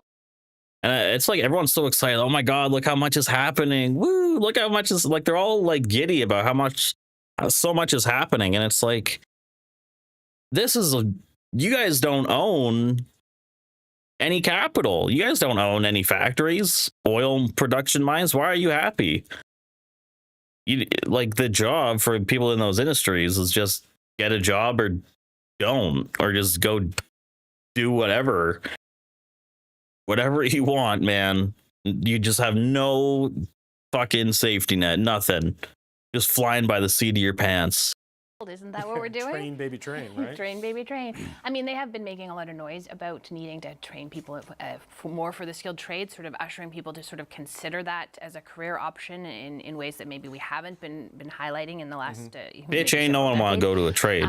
But there is not a coherent. The AI, let AI do that shit. $6 billion. It's it's not a. I want to play Pokemon on stream. But it's not going to go very far. It's not going to stretch very far. And to say we're going to suddenly hire 30,000 people, I think he said by 2028 in the electricity sector, we're already shy of workers in that sector. I don't know how the hell I should have my microphone, dude. Or this sector over the next 25 years, and we're going to suddenly find 30,000 people to work on it. Does this work? 2 years, if my math is correct, or less than 2 years. So I don't know. There's a lot. Is this something? The money, the workers, the time, the materials, and also exactly what we're going to build. He's talking a lot about new gas or upgrading gas on a scale that was not. I don't know how mics work. Rolling back some of the requirements on this gas feels plants. better. So there's a lot of questions. It was sort of amusing to me that he promised that this was going to come in. What was this bitch even March, saying, man? And we waited almost 8 weeks for us to now be told we're now waiting another 4 months because they still have to. This is the one thing I hate about Canadian news is like they all kind of agree with one another. They all kind of love the investment, whatever it is. They'll kind of, depending on the situation with this like investment shit, they're all like, yay, investment. And then that's it. Then they have like a minor wrinkle in there that's like, ooh. Then that's it. It's over. It's not really a and I know it's the news, but come on. plan. It's just sort of an outline of. I have more of an opinion on the news. Now we got to figure out how to get there. Right. So, Aaron, and there's still a lot of things to fill in. The execution is obviously going to be critical. And to use the Prime Minister's own words, he says, the scale is huge, the timeline is short, and if we get it wrong, Canadians will pay higher utilities bills. No pressure, Mark Carney.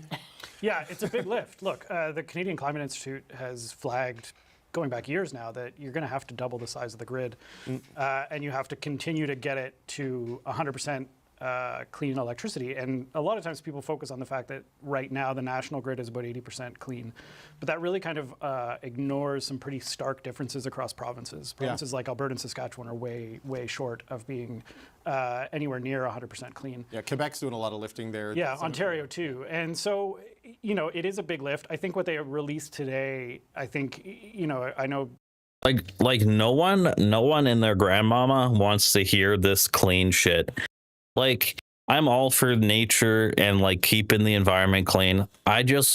We don't live in a society at this moment where not everyone's on the same page.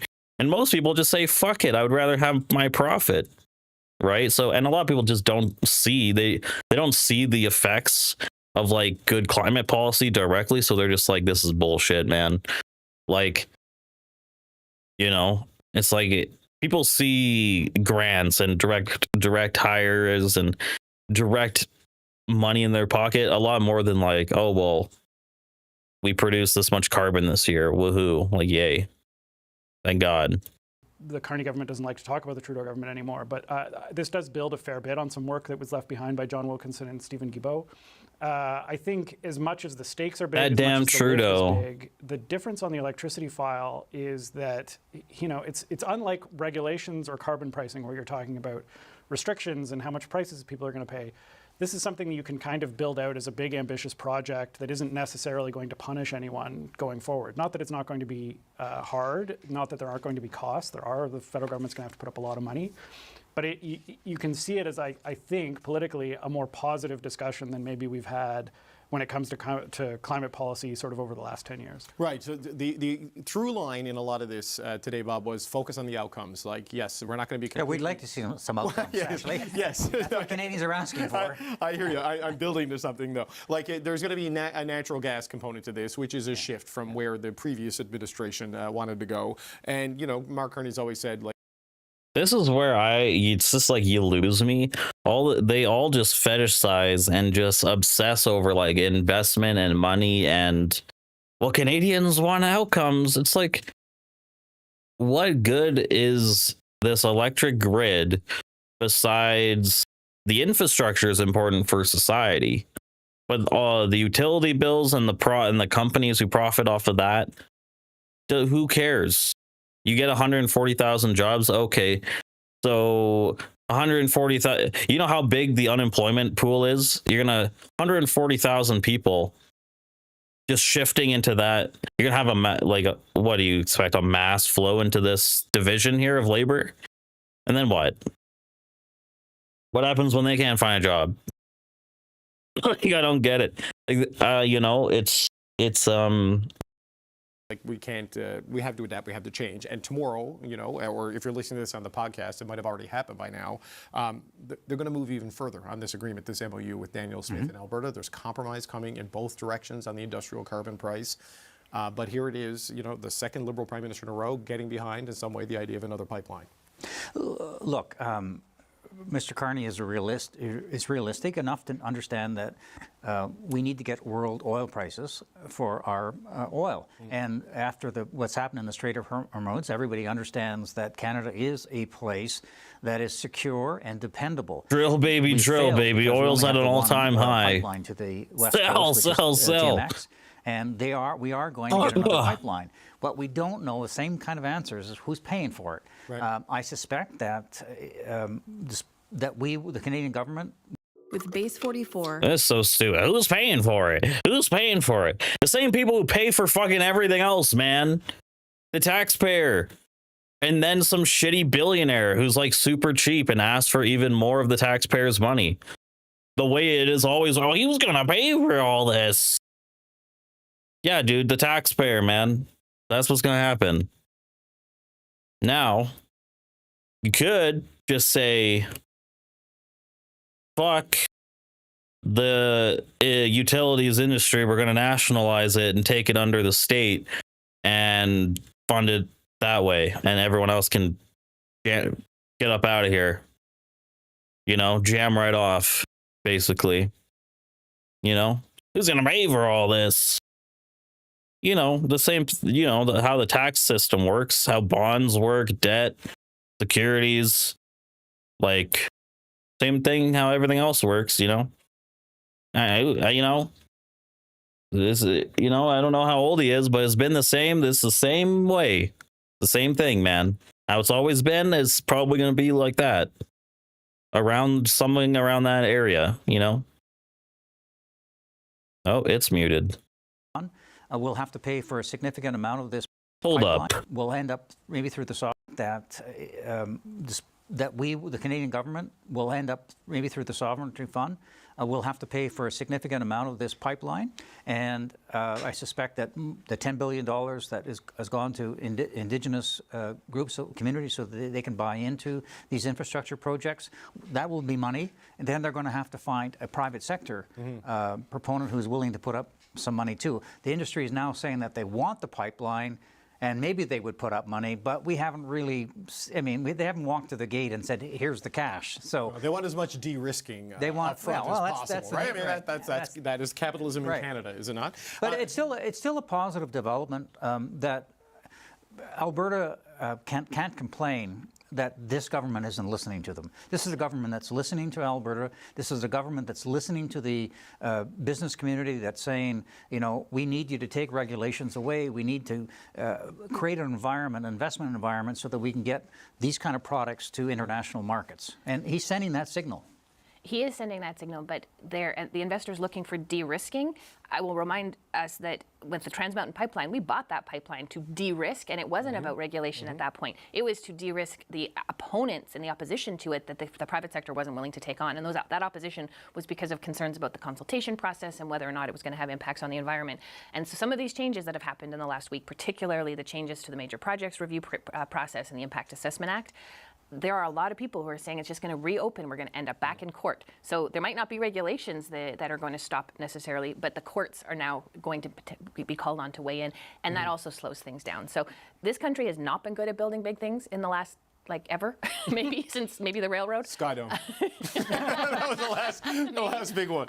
And one of the reasons that we have not been able to figure out that sort of, you know, the sweet spot between the opposition, the environment, Indigenous consultation, and the provinces, and the investments. Like, it's a big ask, and we still haven't figured it out. But I think the mood of the public has changed because of what's happened south of the border. There's a real realization in this country that we just can't sit on our hands anymore, that we have to actually do stuff. And there might be more demand for Canadian oil in a way that didn't. And that's like the selling point, right? That's like the marketing narrative. That's what they're going to sell people in order to do this. This is just going to help Canadian capitalists get richer. That's all it is. Like, oh my God, we need to buy Canadian. Oh my God, we need to be sovereign. Oh my God, we need to invest more in Canada, invest more in Canada, invest more in Canada. Okay, well, when they talk about how much it costs, there is always going to be startup risk and capital costs. You know what really helps with that? Government help in terms of bonds, in terms of tax shields that companies already get, you know? So for them to complain about the cost is really just, it's just bullshit. It's just like, you know, at the end of the day, it's going to be super profitable for these mega corporations. So I don't know, man.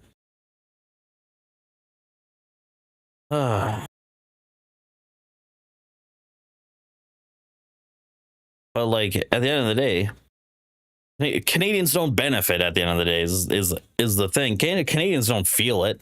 Who gives a fuck? Previous to the war in Iran, which does change some of the business cases as well. Yeah, look, the TMX thing too. There was this border war between John Horgan and Rachel Notley that, you know. And the Indigenous thing is so fucking like interesting because why would the Indigenous community now give in to the Canadian government's demand, like asked for like help in some sort of building infrastructure and investment around some sort of land or whatever? It's like, if I'm Indigenous, I'm like, fuck you, government. You've fucked us over for our whole lives. And now that we have leverage, you're begging on your knees, like, please help. Canada, get out of here, bro. Justin Trudeau had to buy the pipeline to resolve. David Eby, Aaron says he accepts jurisdiction on this, where they can't stop it. He was, I think, the Justice Minister, Attorney General when that all happened. So there can be political opposition, but they know they can't stop it legally. So what do you expect to hear in this compromise tomorrow? Because it's a move to accepting a higher industrial carbon price than is currently in place in Alberta by Daniel Smith, and a move to what is there probably a lower one than was needed in the original plans by Mark Carney. So they're each making like a king-size bed with queen-size sheets here, given a little bit in one direction. Yeah, look, I think we're going to get obviously a deal on industrial carbon pricing. I think you're right that the trade-off to be weighed is... Who is this guy? I've seen this guy before. Why does he look like some sort of... price, but on a slower schedule. Like, he looks like not Kermit, but not going to be what might have the guy who jacks off in the movie theaters. Policy. You know, you can make the argument that guy, even if this is a weaker policy on paper to what was left behind by the Trudeau government, that this is a more secure policy because it has more political buy-in now. Maybe you can get Saskatchewan, who had frozen or had essentially repealed their price, to come back into the fold. maybe you now have political buy-in on industrial carbon pricing that's really durable. I think the next Oh my God, this is already sped up. So damn. what does this mean for the pipeline? What does this mean for Pathways? Because we have. Damn, this was already sped up. Can you imagine how fucking much this dude pausing? Like, actually, I don't know. The pipeline can't happen if Pathways doesn't happen. So is the oil industry now going to move forward on Pathways? Like, are they ready to put something in writing or act to make that happen? And is that going to clear the way for a pipeline? And if Pathways isn't going to happen, or if the oil industry continues to sort of be reluctant to move forward on Pathways, is Mark Carney going to be willing to say, well, then I'm not going to get on board with a pipeline? It seems to me that there's still some pretty big, heavy questions. He did kind of say today, though, no pipeline, no pathways, exactly. No pathways, no pipeline. Like he repeated it on the eve of going to Calgary. Absolutely, he said it. It's in the MOU. But I'm interested now to see, given the oil industry has been raising concerns about industrial carbon pricing, if there's now a deal on industrial carbon pricing, what is the oil industry's reaction to whatever gets announced tomorrow, and do they further commit to Pathways? Is there any sign that we're getting anywhere on Pathways? Because if the pipeline is contingent on Pathways, if we're sticking with that, then it has to be both or neither. Yeah, but I hate the fetishism of the oil, the oil pipeline, as if this is like some mighty savior. It's like the way it works is that a few billionaires who own the oil will profit, immensely. The best in the country, even. You, on the other hand, who work there, will earn a flat wage that's eaten away by taxes, cost of living, and inflation, and you're still sitting here mad like, why aren't we prospering? It's not going to change anything till the economics change. But anyway. We haven't made any of our emission targets, let's be honest. And we're not going to meet the next one. We keep making these great emission targets, but we never meet them. We're on track for 2030, though, until things like the repealing of the consumer carbon, like they were. For the first, I know they hadn't hit it, but... I love it. Like, oil's complaining about carbon taxes. What is new? Yeah, water's wet. It was moving there. Well, they're moving. They're getting close. It's still 4 years away. Pre-April 28th, 2025, we were on track. They have repealed the consumer carbon price alone. Taking that out of the equation, you're no longer on track. I suspect that Pathways will go along the same ways as emission targets. We're going to get there. Well, not this year, but... Yeah, a lot. Look, they keep saying they're committed to the targets. Yeah. Sure. I'm committed to my diet as I overeat every day, right? It's just not the same thing, right? He also said today that they're looking at reducing emissions 250 to 300 million tons over the next 25 years. We need to reduce almost that much over the next 4 years if we're going to meet the 2030 target. So yes, that's what electrification can displace in energy for industry. He did seem to be moving the needle a little, even if he denied he was. Yeah. So look, a lot of needle moving there, and this is all happening. Aaron. The thing is, the electric grid thing is only good. It's good because, one, you talk about electric cars, so they're going to talk about a lot how Canada's shitty electric cars industry is just complete trash. Hear me out. Prediction right here. China will come into the Canadian market because all of the Canadian motherfuckers who build cars here suck dick and they're cheap as fuck and they build shitty cars. So bring in my Chinese fucking EV on my new grid, please. Please, Carney. Marks Carney, please. Please give me. Backdrop of a push to have a referendum on separatism that got quashed by the courts. We spoke with Jeffrey Rath. We heard from Premier Daniel Smith. They say the judge is wrong. They're going to appeal it. They want to push ahead with it. We all know that Justin Trudeau got such a political bounce in Alberta from TMX. How do we think this MOU is going to play? How it feeds into that whole separatist conversation that is happening in the middle of a data breach of all things? Yeah, I don't think an MOU, I don't think a pipeline, to your point, can solve the issue of the referendum or the general, I guess, anger that exists in certain places in Alberta. I think it'll help. I think some Canadian conservatives, especially in Alberta. Like, Alberta, man, is more progressive than people give it credit for. Like, the cities are very progressive, and then the rural parts are just like any other rural area in a poor redneck fucking oil province, right? Like, I think it at least sends the message, or at least shows people that the federal government and the Alberta government can work together, that the federal government is trying to work with Alberta, that the federal government is not standing in the way of a pipeline. I think it doesn't, at the very, very least, it doesn't add to the case for breaking away from Canada. Right. Like Alberta's just cry bullying. You know, I think there will be questions about whether Mark Carney has sacrificed too much, has compromised already too much. I think the best argument against that would be, well, it's worth it if it keeps the country together. But it's not, you know, whatever they announce tomorrow, whatever they announce on a pipeline. I really don't think this fucking referendum thing is plausible at all. It's a minority still. Tell me once it hits 50%. Tell me once it pulls at 45%. It's pulling at like 30. And yeah, they got 300,000 signatures.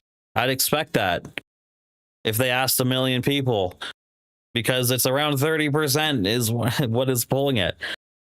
Going forward, it's still going to be a risky and nervy 6 months. And save the country, please. Not my Canada. For the federalist side. Not my Canada. There's just so many fires flaring up in Alberta, political fires, right? With the data breach and the lack of cooperation, and then this court decision today stops. Yeah, Alberta sucks, man. Inflame the whole movement, right? Like Alberta is just a shithole. It's a tough situation they're walking into with this on Friday. I mean, anytime somebody is threatening to pick up their ball and go home, it's it's a threat that you, in this particular case, you have to take it seriously. Where are they going to go? I think maybe they didn't take it seriously. Guess what? Where are they going to fucking go, lady? Where is Alberta going to go? Are they going to move Alberta? Are they going to pick up Alberta by the fucking waist and move it over right beside Hawaii? Like, where are they going to go? Even if they fucking do secede, they have no leverage over Canada besides the oil, and that's it. And Canada can get other fucking oil from Saudi Arabia, China, Iran, India, Russia. Like to this notion that Alberta is the only place with oil. Early enough, and we've sort of gone down the road to this process to a point now where things are getting a little bit more real. The court case today really, I think, has just inflamed the people who are behind the referendum in the first place. Oh yeah, they're pissed. And the federal government has to be really careful. But they are this mad, Prime Minister bro. has probably done more to try and make Alberta understand that Ottawa's listening in the last week than any Prime Minister in the last maybe 15, 20 years. Carney's listening, chat. Carney has your best interest, Chad. Don't worry. He's going to save you. He will. Okay? He will. They wanted to get rid of the Impact Assessment Act. The Act still exists, but the big parts of it that were impacting pipelines and transmission lines and things like that, going back essentially to the way it was before. Now you also have the electricity regulations, the industrial carbon price, the consumer carbon price that he got rid of, all of these things that were large irritants and that were sort of thrown against the wall. The only thing that's standing there now that they haven't gotten rid of, and I say yet, is the tanker ban off of the west coast of British Columbia, which they've also hinted might go away if there's a pipeline. Or be amended and these sorts of things. Oh, it's all going, dude. Carney is like done with this woke shit, which is going to get a lot of the neo-libs on his side, like a lot of conservatives. Like you see a lot of neocons walking over to Carney because Carney is a fucking liberal banker. Like, and he's very persuasive to a lot of that crowd, right? So more persuasive than Pierre fucking yelling about whatever the hell he's yelling about, affordability in children's bathrooms or something. But like,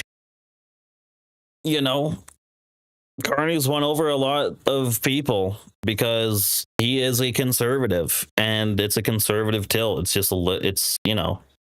we just have a conservative liberal, man. Everything's going out the window for all these big companies. So, I'm just going to say, so like he's done a lot to sort of court Alberta, but the question still is it going to be enough? And it seems like there won't be enough because they'll just never trust Ottawa. You're never going to be able. These separatists are, and unfortunately, Premier Smith lit the match. And this is so funny that the Globe and Mail dude is saying this because he's like the neocon. He's supposed to be like the conservative on the panel who's like the smart mouth conservative, and he's like these dumb fucking separatists over here. And that shows you like Alberta's conservatives, there's a split there. There's a fracture.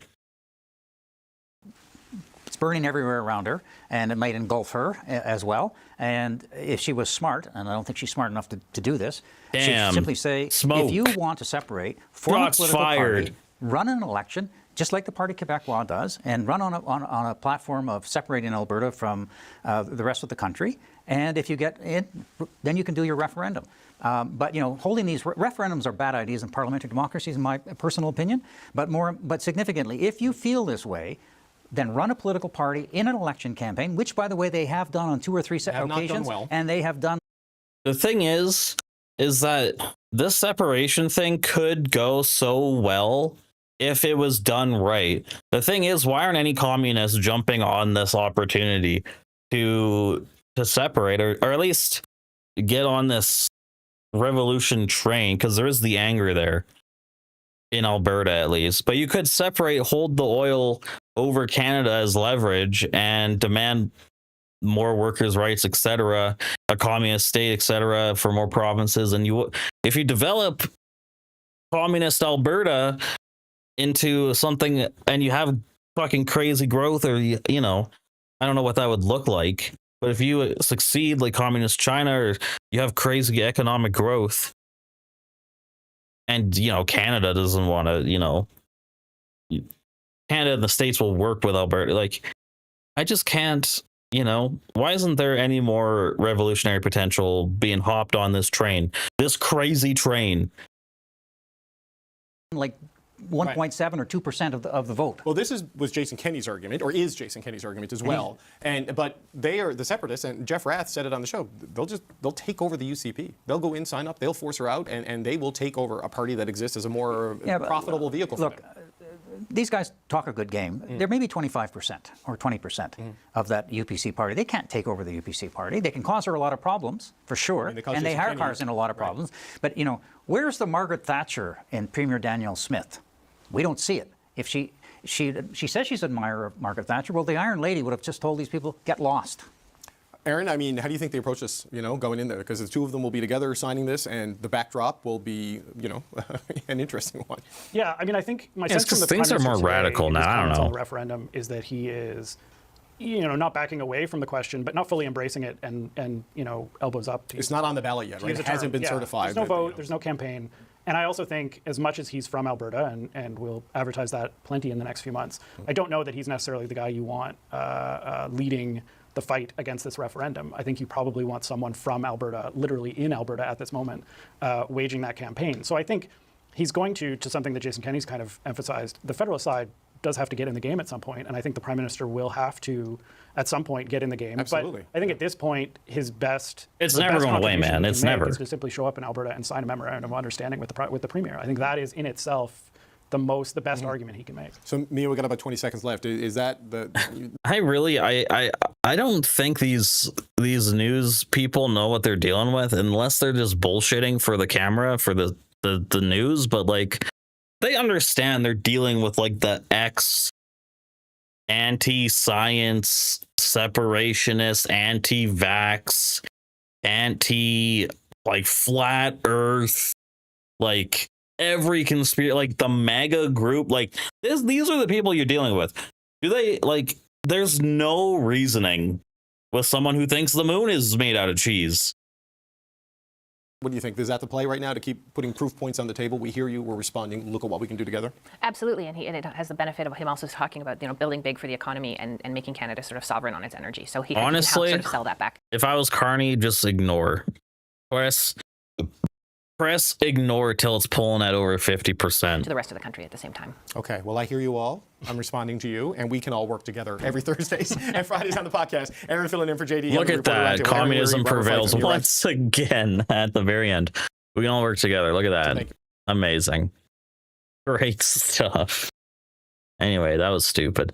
I want to look at this. The world's first 240 hertz video smart glasses for gaming aren't cheap. Better start saving up if you really want Asus ROG X's real R1 gaming focused smart glasses. The world's first pair of AR smart glasses capable of projecting a virtual screen before your eyes with a blistering 240 hertz rate finally has a price and pre-order dates. Ahead of Google 2026, Asus ROG announced $849 to $200 more than the $650. Dude, this thing's gonna cost $1,000. That's a PS5. That's $900. These things are kind of sick, though. I'd trade my PS5 in for one of these bad boys. Maybe. I don't know how good at gaming it'd be. It might be pretty shit. Spec for spec. Yeah, woohoo. Yeah, I don't really care. I just wanted to look at the price. Fuck it. Anyway, that's kind of dumb. But this is the end of the stream. I might as well just edit. I got a lot of shorts to edit and shit, so I might record also some offline content. So yeah, that's the stream. That's a lot of IRL. That's 3 hours of IRL on top of the last IRL stream. So next stream is going to be all gaming. Watch out for that. Maybe it'll be later tonight. Who knows? Fuck knows. Who knows what I'm doing? Check out the YouTube. Check out everything else. You know, like and subscribe and all that good stuff. And yeah.